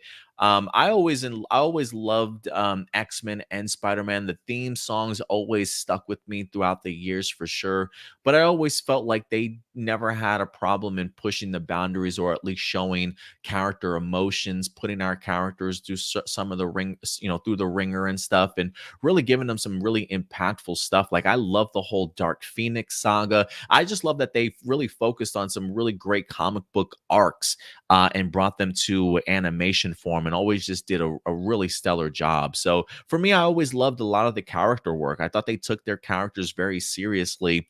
And while it was certainly a television and or cartoon show for kids, there was, it wasn't always bubblegum sunshine and rainbows. Like, there were some dark episodes and some, heavy topics from time to time for them to definitely tackle. So I think that's always one of the things that kind of stood with me over the years. But it's been a while since I've rewatched it. Like, I wonder if I go back now and rewatch it, if I would view this series any differently. Like, I remember trying to go back and rewatch He-Man, thinking to myself, I enjoyed this shit as a kid. Oh my God.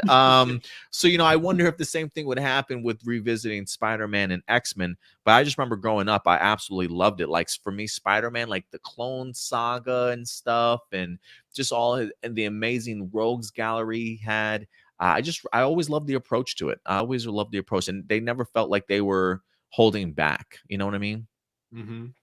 I think the reason X-Men really worked for a lot of kids back in the day is because it didn't matter what type of character you were looking forward to in a cartoon. X-Men had everything. You know, you had Beast, who was just kind of like the one who always wanted to have the peaceful resolution. You had Wolverine, the dude with attitude, the cool one that everyone wanted to be. You had Scott, who was like the leader, reasonable kind of person. You had so many different, like, you know, personalities going into the X-Men franchise. Great family dynamics, especially when it came to Mystique and crap, I forgot her daughter's name. Rogue, yeah. When it came to Mystique and Rogue, Yeah, great family dynamics because they fight for different sides, but you can tell that Mystique definitely did care about her, like would never want any harm to come to her. Those kind of stories always intrigued me. Yeah, I think just that there's like a lot of factors, but of course, I think for kids, the main thing was that X-Men had a lot of action in it, and of course, as a kid, you want action, and the show definitely provided.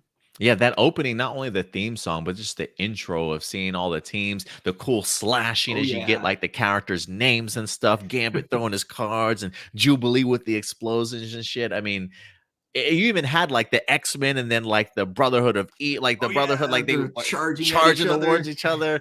I mean, they would just get you hyped. I mean, like the opening sequence alone for X-Men was certainly enough to definitely get you hyped. So this revival, I'm certainly pumped for. The fact that they got the Witcher head writer coming in to certainly do it. It's going to take itself seriously enough, and I'm that's all I can ask for. So I'm really pumped about it. Let's see here. You also ask, why do you think Deadpool has been a very fun movie franchise, even though it goes overboard? Would you like to see a crossover with Deadpool, even if not from Marvel or even DC? Yeah. I think what works really well about Deadpool is just Ryan Reynolds, you know, kind of bringing his personality that he first kind of established in Blade 3 and then just really expanding it in this.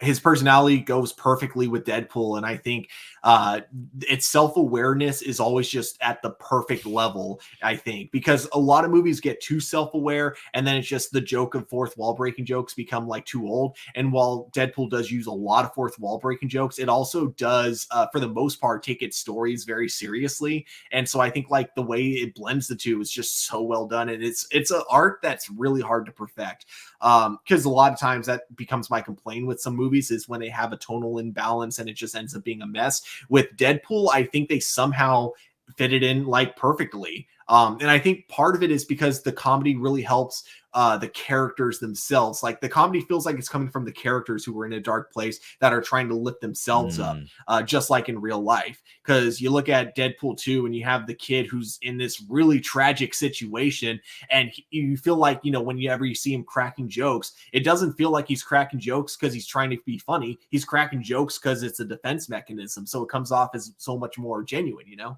Yeah, no, I get it, especially with everything that like Slade Wilson himself, not Slade Wilson, the Slade Wilson, Wade Wilson. Damn it, Deathstroke. You know, with everything that Wade Wilson's been through, also, I mean, you can see how he definitely uses that humor. Although that's always definitely seemingly been his personality even before everything happened with him. But yeah, I definitely get what you're saying there. He says, I really want to ask this, but do you think that the Fresh Prince of Bel-Air reboot series is necessary or just a cash grab? Though Will Smith may be a part of it as an executive producer. You know, I think for me, Stuart, I think if this reboot was just another sitcom comedy, then maybe I would view it as cash grab. But the fact that they're tackling it as a more modernized drama series, I think is warranted. I don't necessarily think it's a cash grab. I think it is something that's kind of necessary, and I think Will Smith certainly sees the potential in that and wants to kind of bring it to life. So I think because of the fact that it's being approached too differently makes me view it differently. Also, what about you though? I think it's kind of a little bit of both in the sense of the people working on the show. I think they're passionate about it and they're really excited about it. But I think HBO is only funding it because they know they're going to get money. So for them, it's a cash grab. Yeah, it is kind of funny. Like I feel like I'm a victim of, or I used to do this too a lot. I don't know why I said victim. That's not the right word at all. But I'm guilty of this is what I should have said, is jumping to whenever it's something that's a reboot or a sequel, just being like, and it's just obviously a cash grab. And I just kind of feel like I need to stop using that because that honestly is true for every project out there ever. Like, to an Everybody needs, they're extent, doing it it's a to make cash money. grab. Yeah, Right. someone's doing it for money. Like, Right. it may not be the writers, but the studio is only giving the writers money because they know they're going to get money. So in a way, it's both. But I do honestly feel like the people working on the show are doing it because they're passionate about it, especially Will Smith. I do think he is doing this, or he's helping produce this project because he really does see it having a lot of potential. Yeah, I do think this is a project that he clearly certainly does believe in, and I do find it very I do think it certainly is necessary. I think for me again, the idea of rebooting it, making it more modern, giving that more drama feel, will certainly make it feel significantly different and separate from what we wind up having before. So I do think that you're right. I think especially from a perspective, from the point of view, maybe the people that are much more hands on certainly see this as a passion project, something that definitely is necessary. But maybe on the studio, you don't green light anything without the intention of making money. But I don't think this is just as simple of everybody's just in it like, oh, this is going to be easy. We just need the money. Let's go ahead and do this. It definitely feels like there's certainly more to it. Indy says he believes it's necessary. It's the views of a young man who was inspired, and his interpretation. So we'll definitely see how it turns out. But yeah, I'm looking forward to it. It's does have my interest. It's actually a really, I actually love the way Indy articulated that, because that's very accurate. Like, people who didn't actually, like, like connect with shows like the same way they like, there are some shows out there that I can love, but I don't necessarily connect it with it the same way as other people do. And so it is kind of interesting taking the way they see the show and then actually making like kind of a more literal interpretation of the way it kind of connected with them. Yeah, no, Like, yeah. I totally agree. I totally agree with you. Let's see here. Doomsday. Last couple of questions here comes from Doomsday. What fight scene do you personally think was the best one? The elevator fight from Captain America 2 or the bus fight from Shang-Chi? Ooh, I definitely I they're know mine both already. amazing, but I'm going with Shang-Chi, the bus fight. Okay, okay. I see. I'm gonna go with the elevator fight for Captain America 2. Yeah, definitely not taking anything away from the bus fight scene. I thought it was pretty incredible. It definitely gave me Jackie Chan vibes to a certain extent, using props around his jacket, being in the middle of the bus, and just the obstacles that he had to certainly go through and stuff in there. Visually, I thought it looked great, but for me, man, that elevator sequence in Captain America 2. There's just something special about it. Like that intensity of Mhm. like just knowing that Captain America knows something's fishy going on, realizing everybody that he's surrounded by, like that intensity that kind of builds up. Him even asking them, "Do you want to get off right now before this goes down?" I was like, "Oh shit." I mean, come on, man. The handcuff, the magnetic handcuff, the sword, the shield flip sort of thing. My God, yeah, just still floors me to this day. So for me, at least, the elevator. But I can't crap on you, Stuart, for picking the bus fight, man. I can't. I'll say this though, It's the unique in its own elevator way. scene was very well choreographed, in the sense that it felt more realistic than the bus. In the sense of like, every corner that they filmed with the elevator fight scene made it look like they were, in a claustrophobic Mm, environment the entire very time. close Whereas in cut, the yeah. bus, I feel like it was so obvious that it wasn't actually being filmed on the bus, that there was like a lot more room than the camera was making us see. And I think with the elevator, it's way less obvious. Yeah, no, I definitely agree with you there. Let's see here. He says even though we didn't get another origin story of the MCU Spider-Man, have you always been a little bit curious on how he got bitten by the spider? Because in the 2002 film, it showed Peter got bitten by the spider in some college during a high school field trip. In the 2012 film, it showed Peter was bitten by a spider in Oscorp. But in the 2017 movie, it doesn't show how he wind up getting bit by the spider. So, have you ever been a little bit curious about that?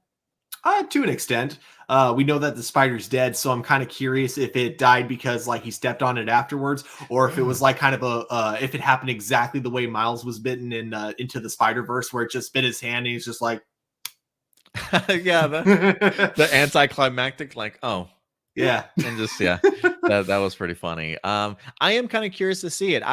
If anything, I think we will see it.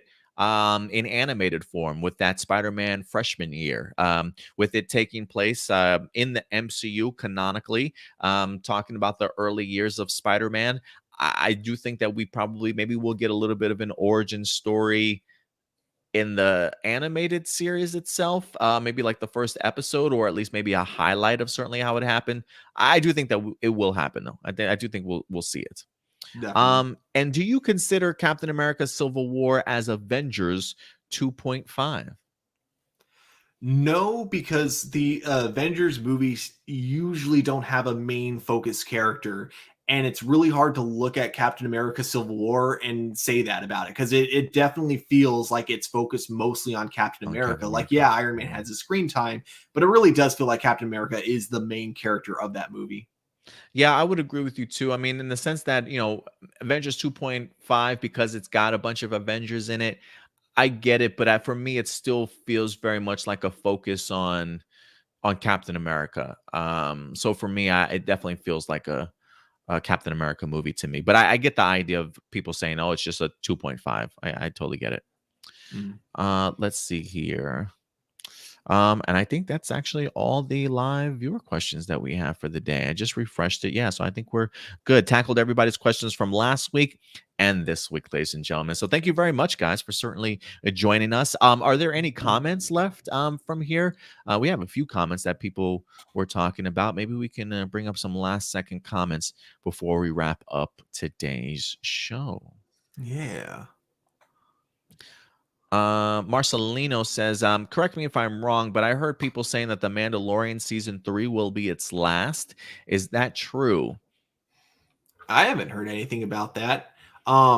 There's been one specific person on the internet who has been starting a lot of rumors behind the scenes about Pedro Pascal not liking the show. Oh, no. But literally she's the only person I've been hearing this from, so I haven't been listening to anything that, like, she's been like trying to post on social media. So I don't see any evidence. Like, I'm not calling her a liar. I'm not saying anything she says isn't true. I'm just saying, as of now, I still have yet to see any evidence that, like, there is beef between Pedro Pascal and the production team behind The Mandalorian. I haven't seen any evidence of it yet. Yeah, I haven't either also. So I'm hoping that it's not. I mean, granted, we unfortunately have to wait a couple more years. But yeah, I don't know if that's true or not. I mean, if it was, it wouldn't surprise me though. I think there's probably a lot more stories certainly be told that you can tell after a Mandalorian season 3 if you wanted to. But I hope not, but it wouldn't surprise me if it does turn out to be true. He also says, when you watch the Obi-Wan versus Darth Vader fight from episode 4, the choreography doesn't hold up a lot today because of what was available during the 70s back then. I think for me, I am going to be interested to see what that blending of fight choreography is going to be for Obi-Wan. I'm going to see like if his fighting technique has changed, because I do feel like they probably will make, I want to say, some sort of level of progress to get to that fighting style that we saw in episode 4. So maybe it feels a little bit more natural. But, everything that we saw in the prequels, that's really, Jedi and stuff at their prime. I mean, these are definitely some old ass men at this point, cybernetically enhanced humans at this point.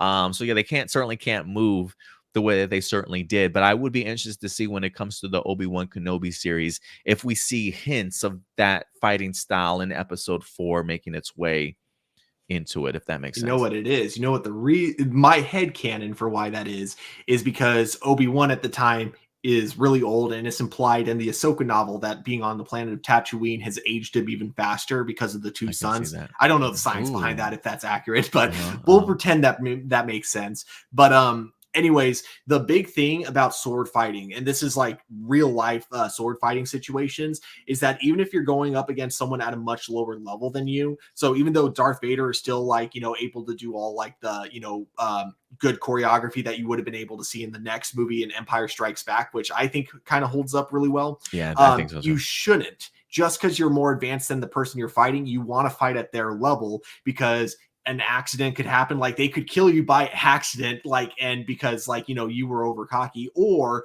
they or they know how to catch you off guard because you're going to go in all like balls to the wall, and you're just going to find that one subtle movement you need. And we see Obi-Wan do that in Star Wars Rebels when he's fighting against Maul. Maul that's thought right. he was going to use the same tactic that he used to fight him when he was younger, and that didn't work. So, Obi-Wan had to fight him smarter. So he used like one slash, and that's all he needed to finish him off. And I think Vader was a smarter fighter than Maul at the time because, Vader wasn't going crazy like Maul was. So I think Vader knew to take his time when fighting Obi-Wan. He knew that the moment he slipped up, made any small mistake, Obi-Wan would catch up on it and immediately strike him down.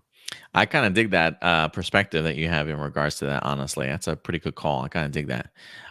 Let's see here. Datilla does say, I remember X-Men the animated series, but I grew up on X-Men Evolution. I heard good things about X-Men Evolution. It's a series that I unfortunately never checked out. Did you watch Evolution growing up at all, Stuart?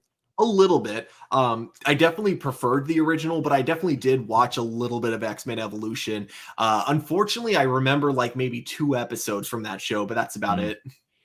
Let's see here. The DC fanatic, he says, when it comes to Marvel and DC, I'm a fan of both. Now, while I love the versions of Green Arrow in the comics and animation, the live action Green Arrow was done dirty. So yeah. Okay. So you just weren't a fan of Stephen Amell's. That's too bad.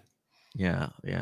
Let's see here. Any other ones? Do you guys think a trailer for a Spider-Man Home Slice is coming this week?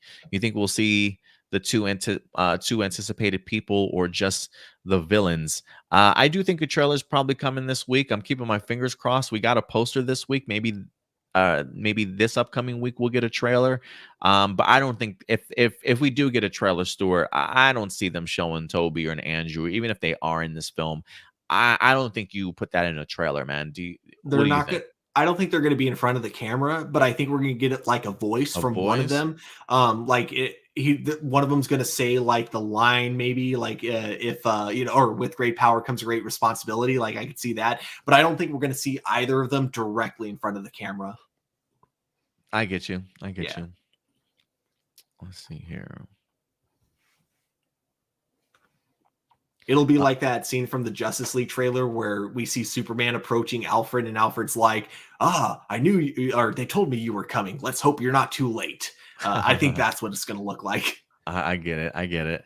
Marcelino says, people want Henry Cavill to become Captain Britain mainly as an act of revenge towards DC since they don't want Henry Cavill to return. I mean, God, I get it. And MCU would be brilliant to go ahead and pick this man up. But like, Warner Brothers, what are you doing, man? Pick up the phone, figure something out for this guy. He clearly wants to be Superman. Give us another Justice League film. If like you don't want to make any more solo films with him, that's fine. Just let him, be the star of another Justice League movie. That would be pretty cool. I don't know what their plans are for Justice League at this point in time, though.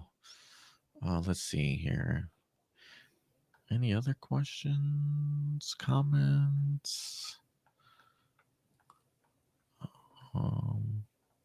Nathan Moore, check out The Harder They Fall. I would definitely back that up 100%, man. I fucking love that movie, Stuart. The replay value on that movie is so good. The girlfriend asked me yesterday, she's like, did you get a chance to watch that movie? Because she was in the hospital and I was trying to find me some movies to watch while she was away. She asked me if I watched it, and I said, yeah, I have, but I don't mind watching it again. Because she was like, I really want to watch it. But it's got Jonathan Majors, it's got Regina King, it's got RJ Seiler, it's got Idris Elba. I mean, the list goes on and on, man. I mean, the cast is stacked in here. The girl that played Domino in the Deadpool movies in there. I mean, damn, the list goes on and on in regards to the amazing talent that's in there. But it's like a black Western where it's a fictional story, but the characters are real life characters that happened during the Western times. Incredible acting, incredible action. The soundtrack alone is incredible. It's got like a hip hop hip hop vibe to it a little bit. I mean, I love what they did with this project. I truly did. It's something I certainly will watch once again, but again, so many incredible actors. I would recommend it to anybody if you're looking for just a fun flick to certainly check out. And if you're a big fan of Westerns, even more so reason for you to go ahead and check it out. But I would agree with you, Nathan. Have you seen it at all, Stuart? No? I haven't, but I am intrigued. So I'll probably be checking this out. I do really enjoy Westerns. And so you're saying that they're all like kind of based on like real people, right? Real people during that time period, but kind of put together in a fictional story. I'm wondering, just because like when it comes to my history of the Old West, it's not like the most expansive thing. I go mostly on fictional stuff. So I'm wondering if the character Bass Reeves, who was recently on Legends of Tomorrow, played by David Ramsey, I'm wondering if he's going to be in this series. I don't know. Well, it is just a movie, so it's Or not a a movie. series. Oh, sorry. It is just a movie. But definitely worth checking out, guys, if you will. If you were big fans of Power Rangers and the Power Ranger movie and you loved RJ Cyler, he's in it. He's a little bit of a scene stealer himself. I mean, yeah, man, I'm super fucking impressed. I did not know I was gonna love that movie as much as I did, but I'll definitely check it out again. Right. I'm definitely going to be watching it then. Cool. Marcelino does have a question for you, Stuart. What was your favorite Sharknado movie? I only watched the first one. I didn't see the joke working for more than one movie, so I never bothered watching any of the sequels. I get you. Let's see here. And Indy does say, I need Black Adam versus Superman. I hope it's going to happen. Yeah. I hope it's going to happen. Henry Cavill saying, please bring me back. Dwayne The Rock Johnson has spoken highly. Him and Henry are like besties. The fact of them being able to throw down, I'm sure that they would love that opportunity to certainly happen. It's got to happen, guys. It's got to happen. Henry Cavill wants to come back. Dwayne The Rock Johnson wants it to happen. Come on, you're going to tell both those men no? Come on, WB. What are we doing here, guys? Make it happen. Make it happen. I hope so. I hope so too. All right, guys. With that out of the way, though, that will in fact wrap up all of our live viewer questions and wrap up today's show as well of APlus Hero Report. So thank you very much, guys, for certainly joining us. We went a little bit long today, but we definitely had a huge stack of topics to definitely dive into, especially with that Disney Plus day to certainly break down for you guys. But thank you very much for certainly coming through once again and joining us on a Sunday afternoon. But if anything, we'll certainly be back next weekend for you guys, so definitely go ahead and check us out then. Every Sunday going live at 11 a.m. Central Time for you guys as we break down the newest information for you. And Stuart, if people want to try and reach out to you on social media, sir, where can they find you at? You guys can find me over on Twitter at TurboStew01. Awesome, man. And of course, if you guys want to follow us on social media, you can do so right up here at the top, APlus Opinions. Very active over on our Facebook page. That's where we post all of these stories and articles throughout the week to keep you guys updated, along with trailers, posters, memes, etc., etc. So definitely go ahead and check us out then. Also follow us over on YouTube if you haven't done so yet. Click that bell notification and subscribe button so that when we do drop brand new videos, you can certainly be notified. And check us out over on Twitter as well. Very active over on there, as well as our Instagram account. But other than that, guys, that's going to do it for us here. We'll certainly see you guys next week. But until then, do us a big favor as always. Take care of yourselves, take care of each other, and keep it A+. We'll talk to you guys later. Bye.